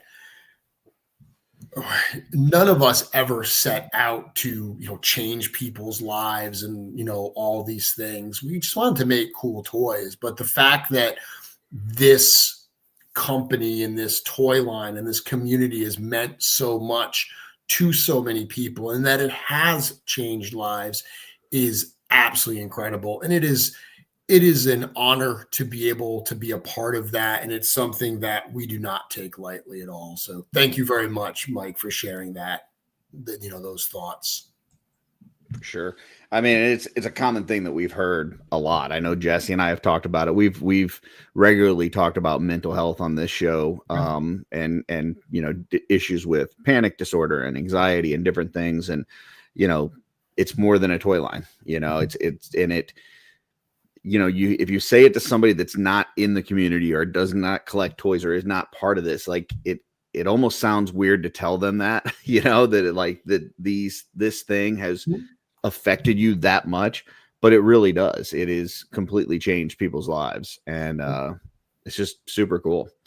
And you know, we've talked about it as well, but like the way, because that the community is built really from the top down, the fact that the horsemen encourage this creativity, and, you know, just things like when you tell the story of how you and Eric will walk the community room floor after everybody's done with setup, and he wants to see people's creations. I can't imagine another toy line having somebody that is the main designer for it walking around and looking at, you know, other people's art. Like it's just something, it's just different. This is a different ride, you know? Yeah, you're echoing a statement I've said before, that, you know, it is top down, that the reason this company is as great as it is and this community is as great as it is because the founders and owners are as great as they are. You know, Eric, Cornboy, and Jim, I cannot say enough, and I'm going to get emotional. I can't say enough about what those three guys have helped create and what they've done for me personally and how they've changed my life. They are absolutely the best human beings I know. For sure. And it's also for that reason that I feel like, as great as the whole Mythic Week is, like the you know, the vendors, the people, the fire pit, the pub, you know, the intern event, like all of that's great. But G-Con, there's something really special about that G-Con event, and having, especially since you guys have had it at the hotel, and you've got all of these people in that room, and there's just this energy in there. And you can, like, when something like the tribute for Mike Casper comes up, and you can feel the whole room just heart, just you going out to him. And, you know, things like the dragon last year, and you guys pull those curtains out, and like everybody just starts standing up, and everybody's just, you know, like almost jumping for joy. It's just, there's something about that, and being in that environment that is really cool. Yeah, I mean, it's a special day. I said this in the documentary, you know, being able to present, because I mean, this is our end of year wave is an important wave for us. You know, Mythic Legions remains our flagship line. The end of the year wave is our flagship wave of the year. It's like, this is our Super Bowl. And to be able to do that in front of, you know, a crowd of our friends and our fans and the Legionnaires, it's incredible. It's absolutely incredible. And as I can tell you, having done it not in that room for years, because we've done both, right? We did years where it was just the group of us in a room. We did years where the Legionnaires were down the hall, and we were like, that was awesome. Having a live crowd was awesome. And then we were like, well, yeah, but it'd be even cooler if like they were in the room with us. Like, let's do that, you know? And I know Pete McCarthy was very upset when we did that, because then he couldn't tell the story about, you know, everyone being down the hall and Pete being like, no, I'm going to be in here with the Horsemen. Yeah, how special he is. Yeah, I know we took that away from Pete, but no, Pete's still special. Yeah, he is. Of course, he's the most special. But to be in that room with everybody that's a special day. It's one. It's so weird because I look forward to so many different things, but that energy of G-Con is something that will carry me through a long time. Very cool. So I've got one more question about LegionsCon, then I'll see if Jesse has anything before we move on. Obviously, it's a very busy week, you know, with intern and G-Con, and then, you know, the whole convention and making sure everything's running smoothly. You know, there's going to be people that kind of feel like, oh, Jeremy's too busy to talk to me. He's got a lot going on. He's stressed. He's this and that. And to a certain extent, you do have things that you're busy doing. So obviously, you know, people shouldn't be going up to you and saying, hey, what time is this event, when there's a schedule out there and they can see that. But if people legitimately want to come talk to you and have a conversation, what do you say to those folks out there that think that you're going to be too busy to talk to them? Well, first of all, if they have a question, I'm happy to answer it. You know, you can ask me. I'm at LegionsCon to be a part of this community. If I wasn't running LegionsCon, I would be attending LegionsCon. So if you see me there, I'm always going to look like I'm busy because I am. Seriously, feel free to stop me to say hello. If I genuinely cannot stop because I'm going to put out a fire, I will politely tell you, hey, catch up with me later. I've got to take this. So I'm doing something that's time sensitive. I will tell you that. I have no problem saying that. I've seen other people that are like, oh, I wanted to say hi to Jeremy, but he looked busy, so I didn't say hello. And I have no idea what I was doing in that moment. But I regret the fact that they didn't take the opportunity to say hello. And this doesn't just apply to me. This applies to all of us, like every one of us who are at LegionsCon. This is not the type of show where you come and all of the creators, all the members of the studio are, behind the scenes and we're not mingling. We are there the entire weekend to be a part of this with you. Please say hello, introduce yourself. That is what this is all about. That's part of what makes it magical. So stop me, say hello. I mean, bring up Cincy John's comment right there, because I think that's a good one. He says, speaking on Jeremy, and this is kind of weird because he's talking about me and I'm saying it, but whatever. He points out that I don't know him. I couldn't pick him out of a lineup, but he's met me 3 times, and I think our shortest conversation has been no less than 30 minutes. So that, I think, says it right there. I love talking about this stuff. Listen to me. I'm rattling on and on. So you see me on shows. This is what you see is what you get. This is not Jeremy performing. Like, this is how I'm going to be at the shows. I will talk about all this stuff. Let's geek out about this together. And just to tag on to that, anybody that doesn't feel like they can talk to Joe Vassapolo because you feel like he looks like he's angry, that's just his face. So resting Joe face is what we call it. So don't worry, he's okay. You can talk to him. Jesse, question. I do have a thought. LegionsCon? Yeah. I do. I want to bring this up real quick though, since G threw out a $4.99 super chat. Not that G-Con. I think he means note. Not that G-Con. No, not that G-Con. Monday at my house. Come through, watch 3 Amigos. So anyone, he's put it out there. So of the 72 people watching right now or on the replay, we're gonna raid G's house and watch 3 Amigos. And So this is something that I'm not sure that you're aware of this, Jeremy, but like last year, this thing kind of started where Sunday happens. We do the shooting the shelf, which is kind of like the close of the week and stuff. But then we don't want it to end, right? And so it's like, hey, can we do something on Monday? And I know, like, I think it was last year, the year before, like Emil went to New York with Big Dub and they went around.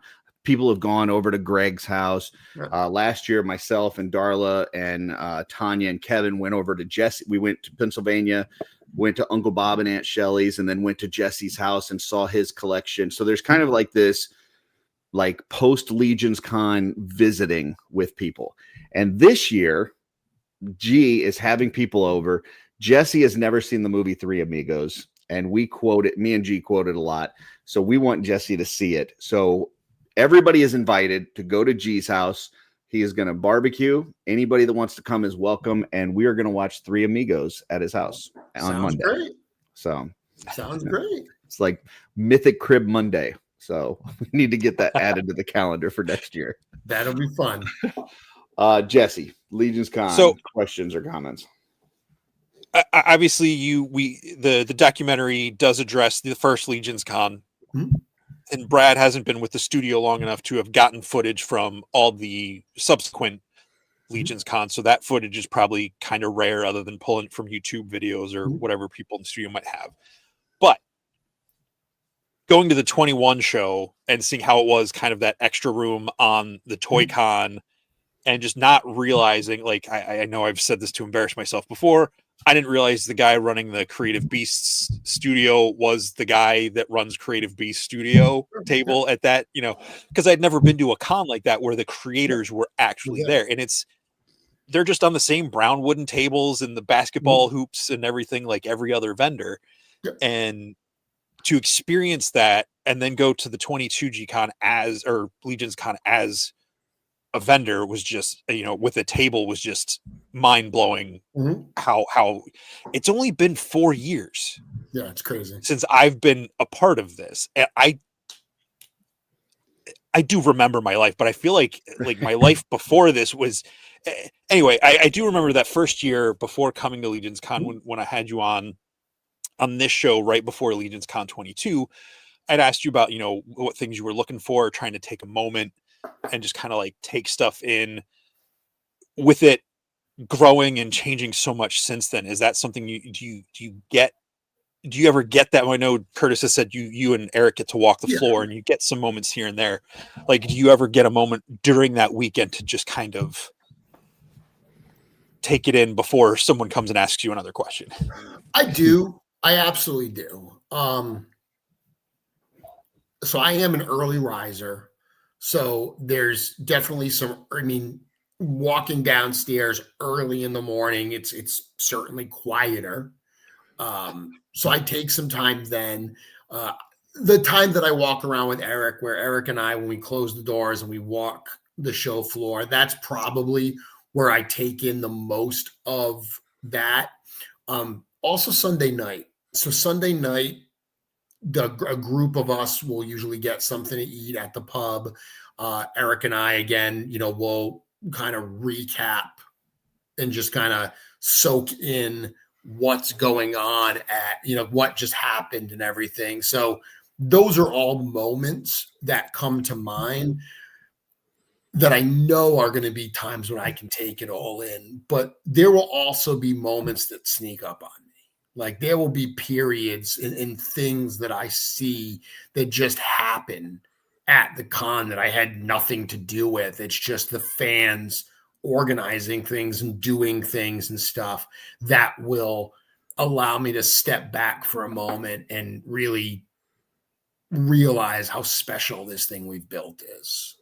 I can't say enough about, this going back to the origin, the 2019 G-Con, which is for the Aerothere wave. Meeting, and I say meeting Joe Viteri for the first time. I had met Joe before that, but it was very much in passing. It was like he was running ToyCon New Jersey. I was attending it, buying Legions figures. I think Cornboy might have been like, oh yeah, this guy does custom figures. And Joe was like, oh, cool. We didn't really connect in a meaningful way, but we did at that G-Con. And it was shortly after that he called me to say, hey, I'm thinking of putting together like a little meetup, maybe have some customizers show some stuff, kind of like how, you guys did at the G-Con thing. Is that something you think you could help me out with? Would you be interested in that? And that conversation is what started where we are today. And it's to be where we are, to see what this thing has become is absolutely phenomenal. So there will be moments throughout the weekend that will hit me and I'll just kind of be like, wow. That's awesome. Cool. I am comes in. It says it does cause a shift. I watch more Mythic related media than anything else now. Strangely, Curtis shows up on most of it. So yeah, I think you meant strategically, not strangely. Yeah, one or the other. Right. So LegionsCon, be there, folks. 2-day passes are sold out at this point. There will be passes at the door. Oh, yep. I have news. Oh. Before I came on, I got a text from Joe. So the reason we are sold out, there's a very practical sense of I have to buy badges. Mm-hmm. We have to place an order for badges. And I don't want to sell more tickets than I have badges because I want to have badges for people. So we got to a point that we had to place the order, right? Because we're literally 2 weeks away. Mm-hmm. And we sold through all that allotment. So Joe reached out to the badge printer and he was like, hey, can we get an emergency allotment, just a small number? We agreed to do it. So I just found this out before the show. I'm going to open up 2-day passes again. It's a limited number because we only got a limited amount of additional badges that they can rush to us. But probably tomorrow, I will open up 2-day badges again.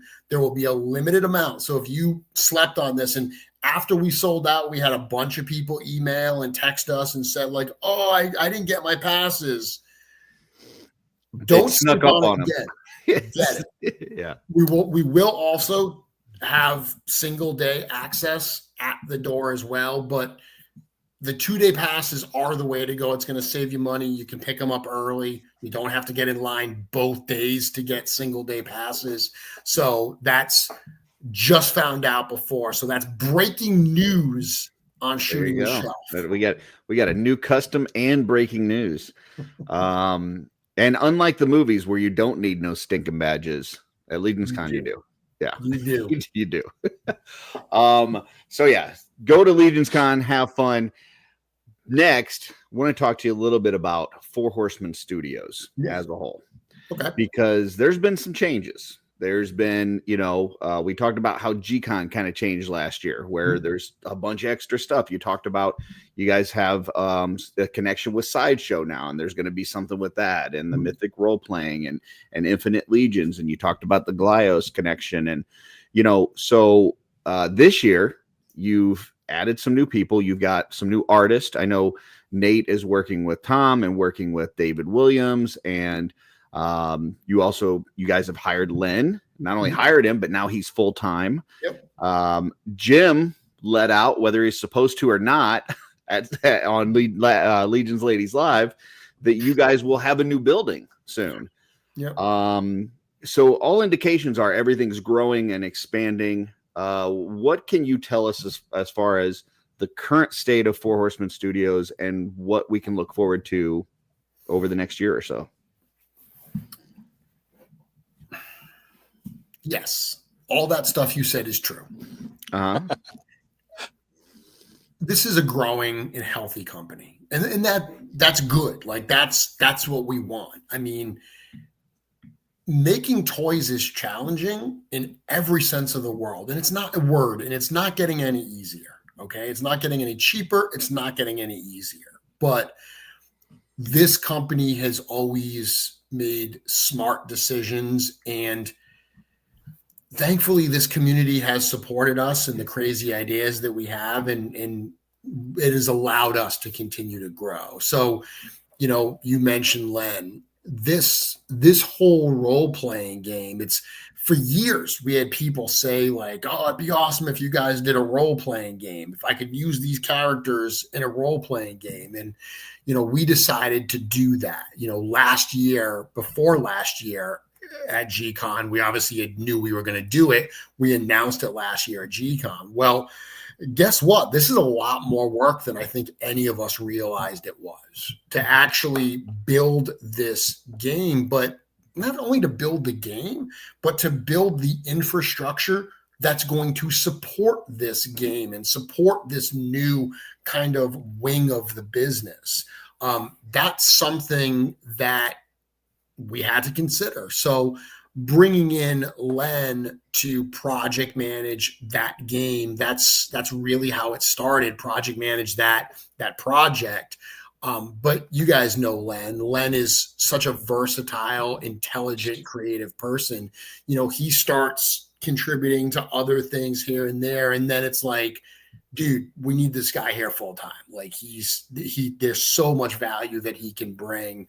And it's a story that has been told over and over. I always like to think about this company and how we used to have this thing called a fantastic exclusive, right? And that was the words they used, or the phrase they used for like the voting on figures, and they capitalized the word fan. I've always thought about this idea of this is a fantastic company, because you look at my story and how I came in. It's a similar story to Joe Vassapolo and Nate Barch and Chris Gorich and George Gaspar and Big Greg and Len, Diego. So many people started as fans and collectors of this line. Cookie, and they now Vern. I can keep going.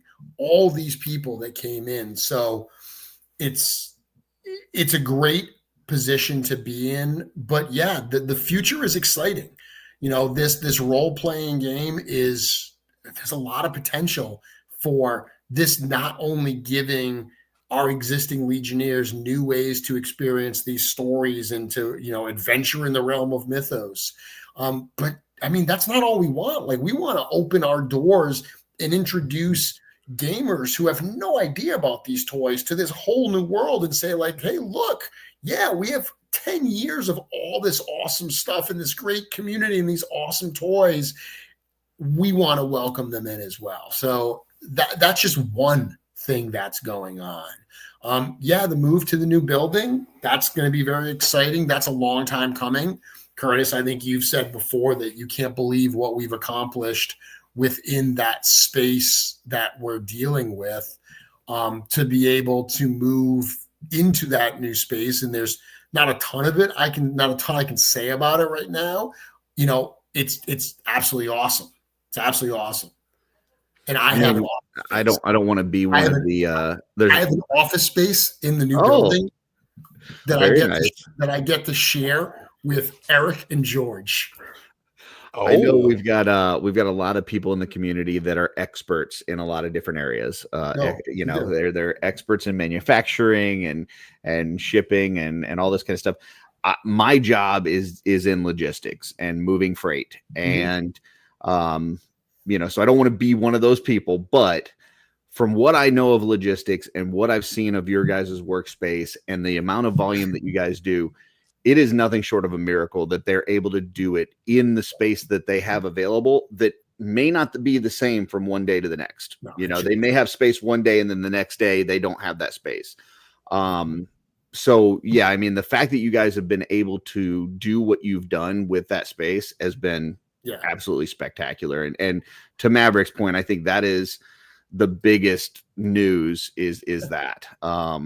That new workspace, because that's going to be awesome. But it shows, because I mean, how many of us have, like, for instance, watched a television show that we love, and then it ends on a cliffhanger and we find out it got canceled, and we're like devastated because we're like, not only am I not going to, I mean, I know I'm bummed when a show I love ends and it actually has an ending, a satisfying ending. I'm still bummed that I can't go back. Things that you love, if you love this company, if you love these toy lines, these are all positive things because they're signs of a company that is healthy. Yeah. And a company that is healthy is going to be able to continue to put out cool product that you're going to hopefully enjoy. Well, and that aspect of, like you said, having folks that are working there that are genuinely fans of the line creates immediate buy-in. Like in a lot of companies, you have to convince your employees to want to do good work, like what's in it for them, right? And you don't have that situation because they want the company to succeed whether they were working there or not. So the fact that they're working there makes it even better. And it also lends to why intern is such an amazing experience, right? Like people go there for intern, and it's the day before G-Con, which is like your biggest reveal of the year. It's 2 days before your biggest con of the year. And I would expect that a workplace like that would be full of very stressed out people that would be on edge. And it's totally not like that. Like, everybody is having a good time and they're smiling and they're interacting with people and they're answering questions. And it's the most warm, friendly, inviting place that you'll ever be at. Yeah. Talk to us a little bit about that. I mean, because obviously you went to an intern as a fan, and now you're part of that process. So, and we do have a super chat, which we'll get to in just a second. But if you could touch on that real quick. Yeah, I've said before that my first visit to the studio was as a paid intern.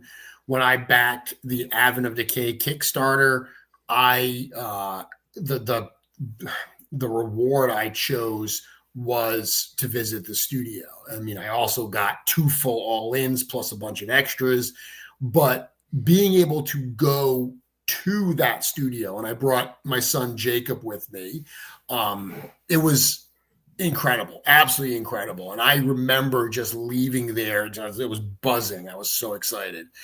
And leading into it, I was buzzing. I was so excited. So, now that I get to kind of play ringmaster at Intern for a Day, that's a big responsibility that I, take seriously, because I want people to walk away with the same type of experience that I had there. But everybody involved in Intern is just excited to welcome everybody. It's like, we all know that we're here because of you.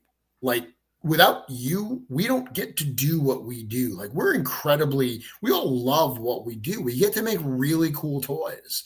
And the fact that our fan base supports this original idea is absolutely incredible. Little side tangent.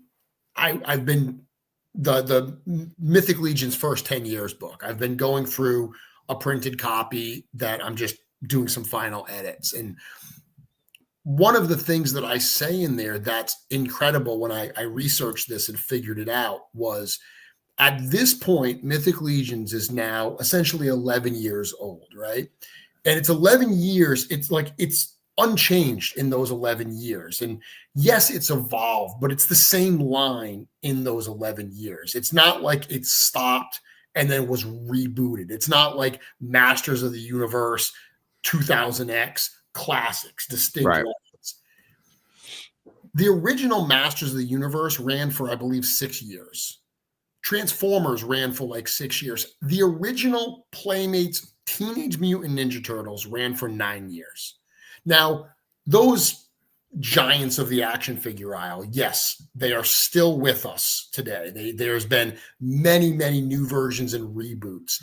But to think that this little line of original stories and original characters from some creators in New Jersey has had a lengthier, uninterrupted run than those toy lines that I just mentioned it's incredible.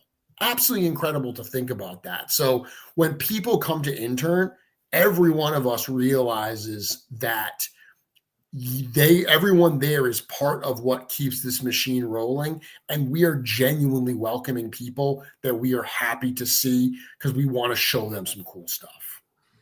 What I think is even more amazing than that, with that run that you're talking about, is that there's still people every day that are finding this line for the first time. Yeah.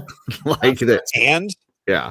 you don't have the cartoon, the syndication, the nonstop commercials. You don't have the stuff that those companies had. Now, granted, they have like the boards and the corporations and all that stuff. There's give and takes, but yeah, that's an incredible feat.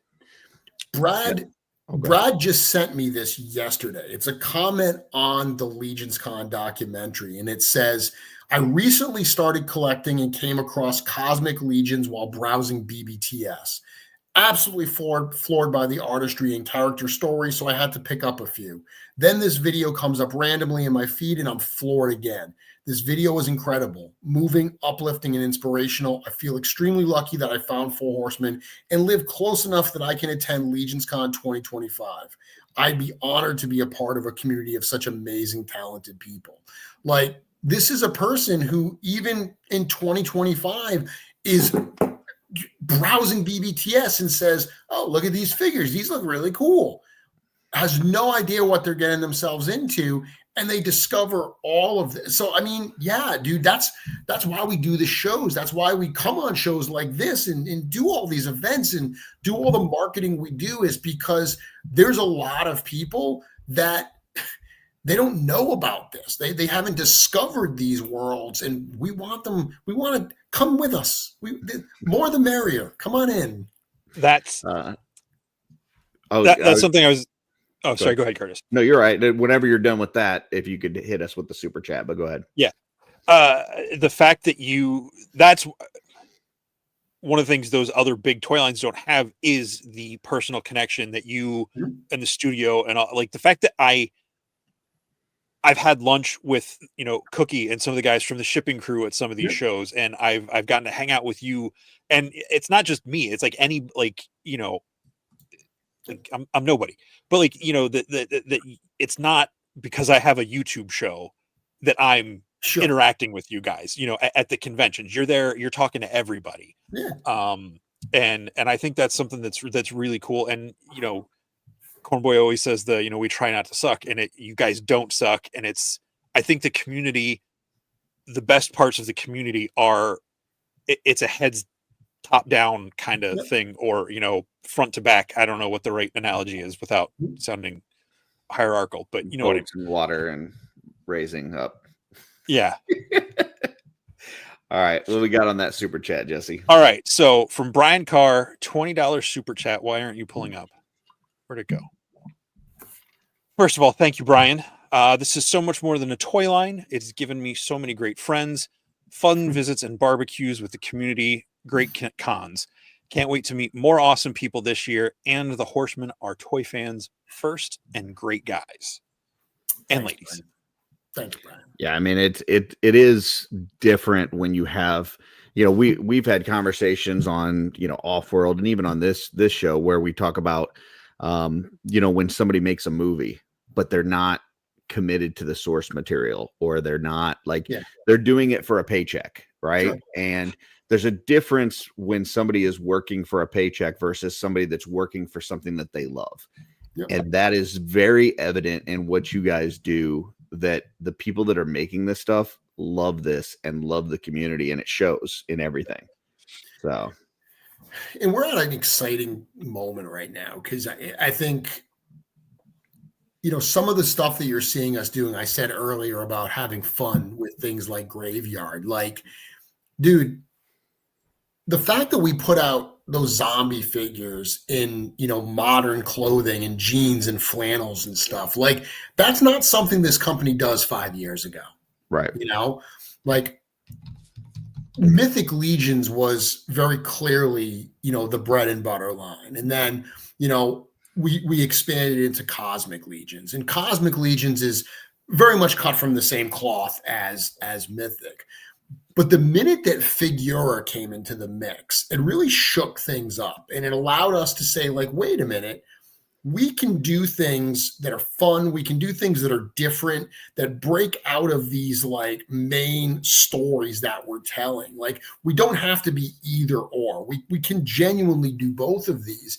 And we've started to experiment more and more with that. And Infinite Legions is very much in its infancy in terms of what it's going to be, but I'm so excited for some of the stuff that we have coming up with that. And, this Graveyard stuff in the game, there's so much happening that we are experimenting with and having fun with. And that I think really shines through, is we can tell these stories, we can have our Mythic and our Cosmic, and we can do these other things and take these chances and not just put out those two lines. So the future, again, I said earlier that the company is strong and the future is bright. And if you're a fan of the work that we do, and you don't have to collect everything, there's always going to be stuff that hits for you and some stuff that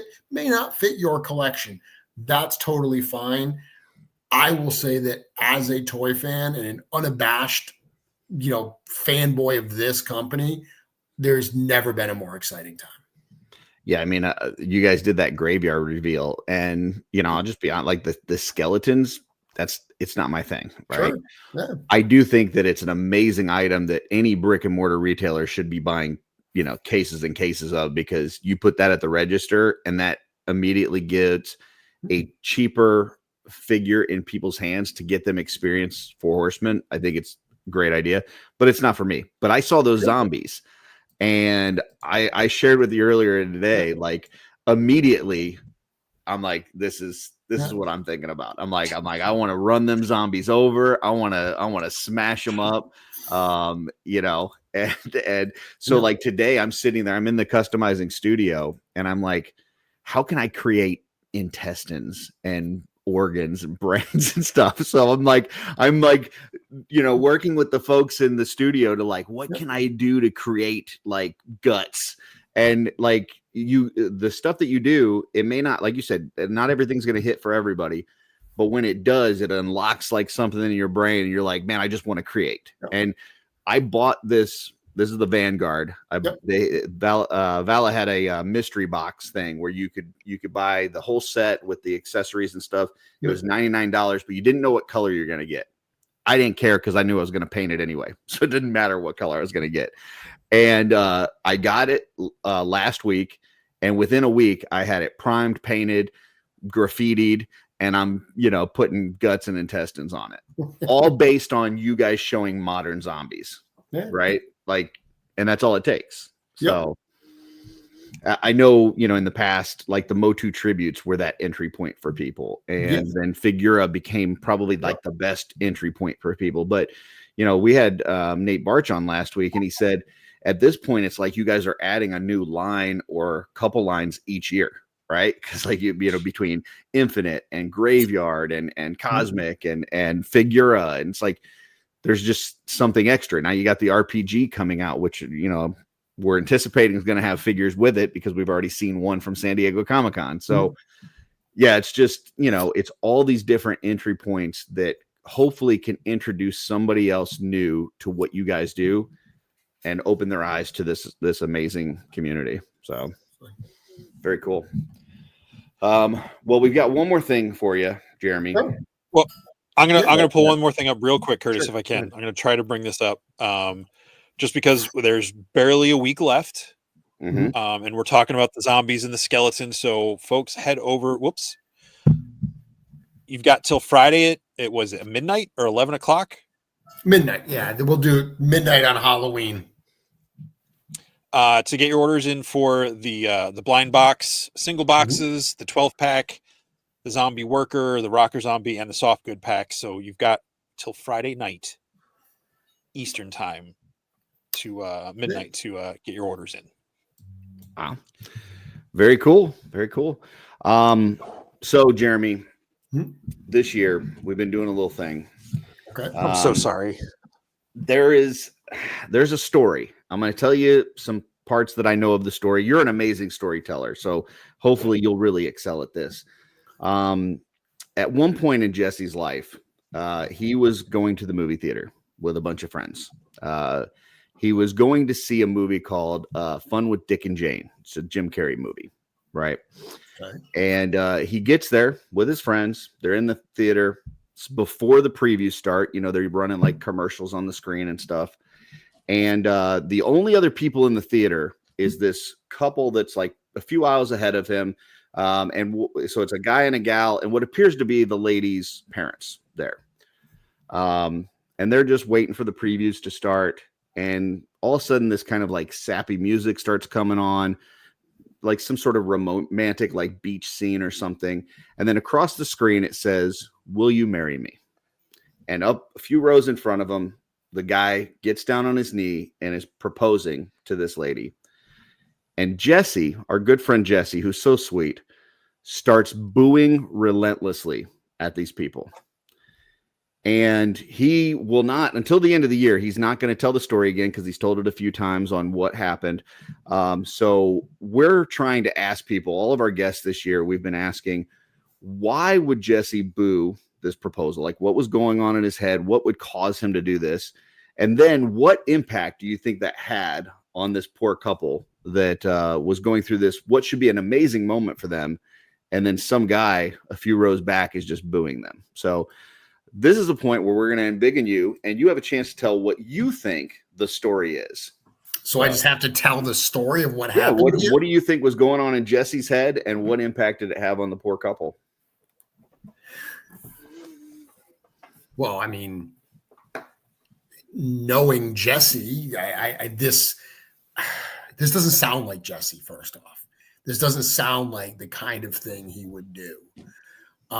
So I have to imagine that he knew something about this couple. Like maybe he had foreseen that there was a doom that was going to happen because of this. Maybe this person was, disingenuous and they were not what they looked like. I mean, we talk about magic in our world all the time. And, this could have been a character like a changeling or a incubus or something. This guy was maybe trying to, kind of tempt her in some way. And, Jesse saw that. He saw, because he can see goodness in people. And, he saw goodness perhaps in, this woman, but not in this man. So when this happened and he saw that she was about to potentially make a very bad mistake, one that she was blind to by this magic that had, glossed over her eyes,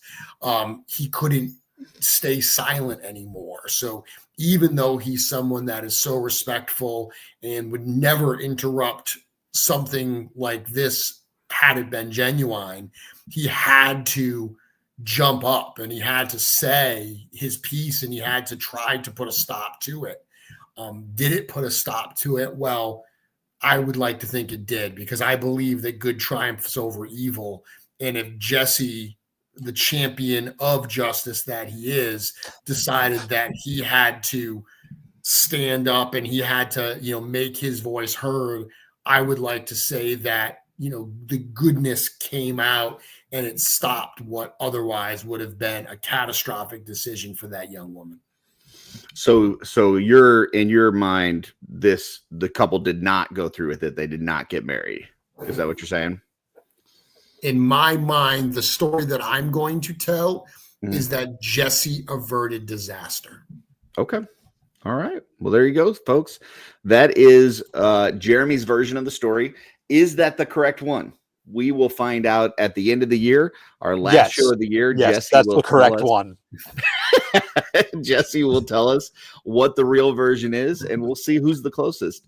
Until in the Curtis forgets meantime, about it the next week. we did get a super chat in from Hedgehog. Jesse, if you want to hit us with that. Oh, less than 2 weeks, and we can all ask why, Jesse, in person. There you go. But he's not going to Thank you tell very you much, till the end of the year. He already said that. I'm so. not. I'm not. All I've right. only told one person because they don't actively watch the show. Gotcha. And if there's anybody that knows this poor couple, please get in touch with me. I would love to have them on that show at the end of the year. I will say I did reach out to both of my friends that were with me.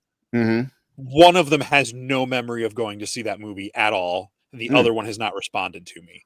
They're not Gotcha. people I'm super connected to at this point in time. It was 20 years ago. But I tried. Have we tried reaching out to Jim Carrey to see if he will be on our show at the end of the year? Don't know why he would know. I don't think we can handle that. Okay. Gotcha. I mean, we've had Van and Jordan. I think we can handle Jim Carrey. Hey, if you can make it happen, go for it. All right. Jeremy, thank you so much for coming on. Appreciate it. Can't wait to see you. Be on my way. I'll be a few states over towards New Jersey at this time next week. So I can't wait to get there and see you and hang out. So. Is most of your drive through Pennsylvania? Is that the bulk of it? No, it's a chunk. It's a chunk of it, but Ohio's a long one.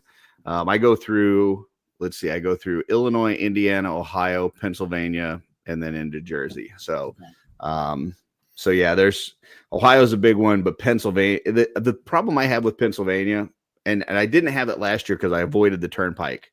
I went up north and it added like 10 minutes, but I didn't have to go to the turnpike.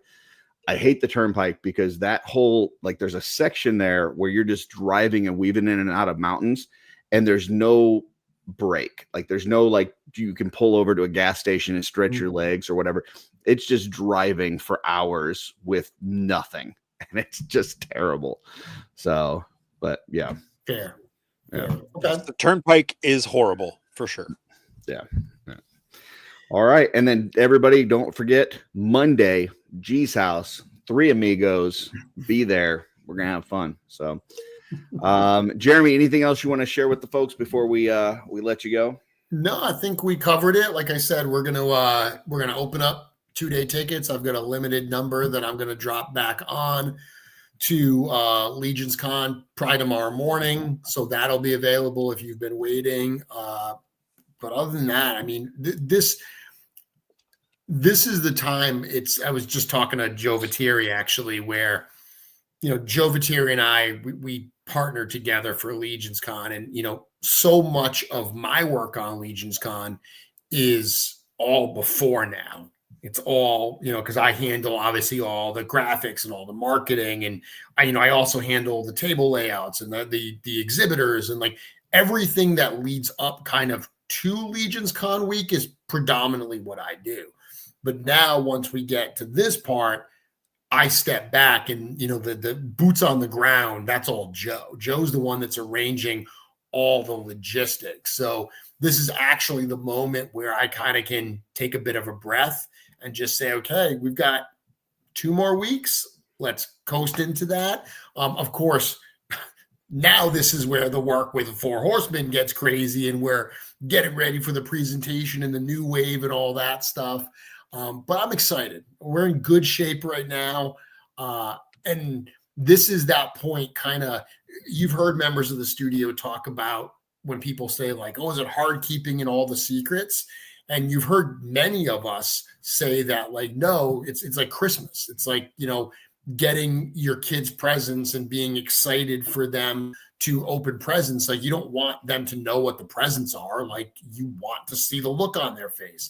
There's very much a sense of that. So to be able to reveal these characters and then spend the weekend with all these like-minded friends to talk about what we just saw, that's so exciting. So I'll be on my show this Wednesday. I actually don't know what I'm going to talk about. I mean, clearly LegionsCon stuff will be the lead up to that, but we'll be doing that this Wednesday. Besides that, it'll be Mythic Week, and I look forward to seeing all of you there. You guys as well. Can't wait to see you all. All right. Likewise. Well, we will put you backstage if you've got to run. We understand because we know we've kept you past your bedtime. But if not, hang out. We'll be right back with you. Thank you. Yep. Thanks. Bye. That is another show, Jesse. Yes, and another great one with the 2 wonderful guests. Yes, they were both awesome. One of them didn't talk as much as the other one, but Yeah. We've got a show next week as well.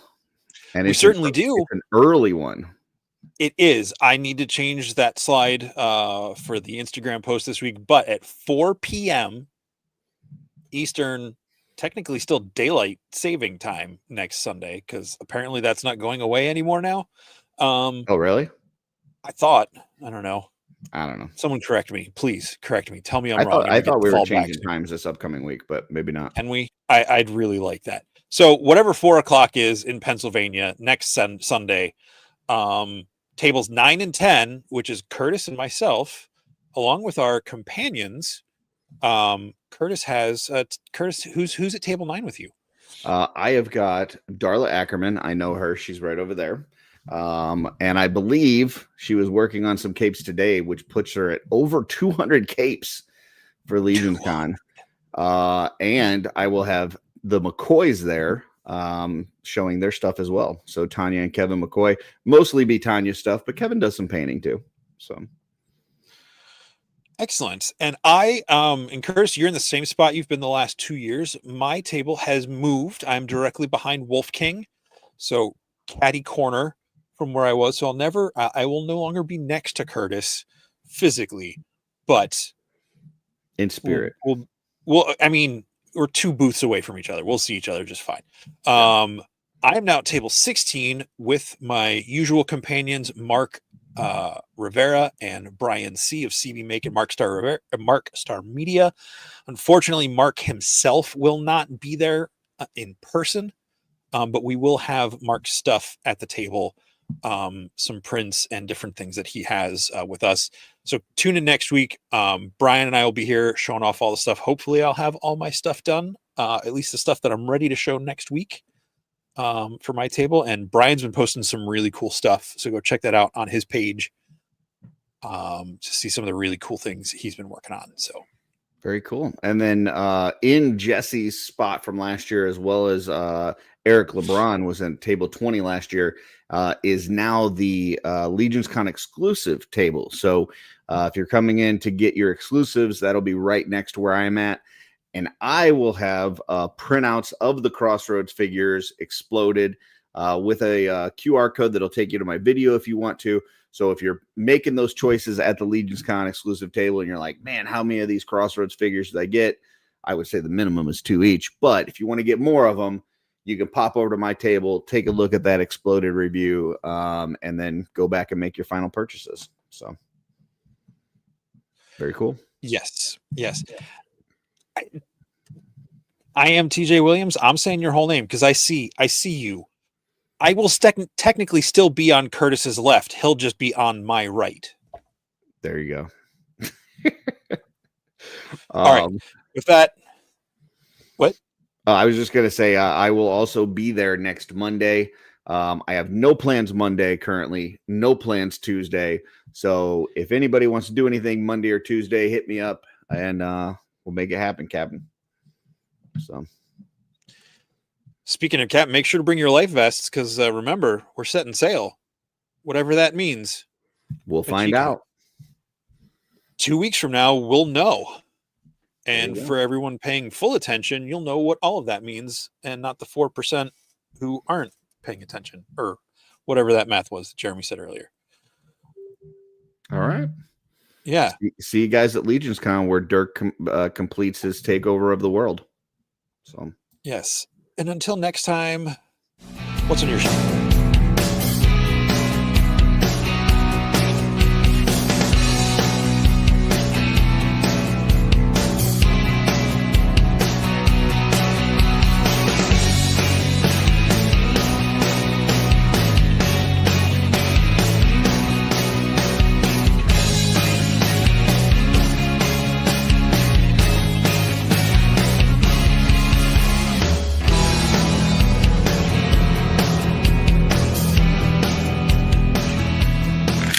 No!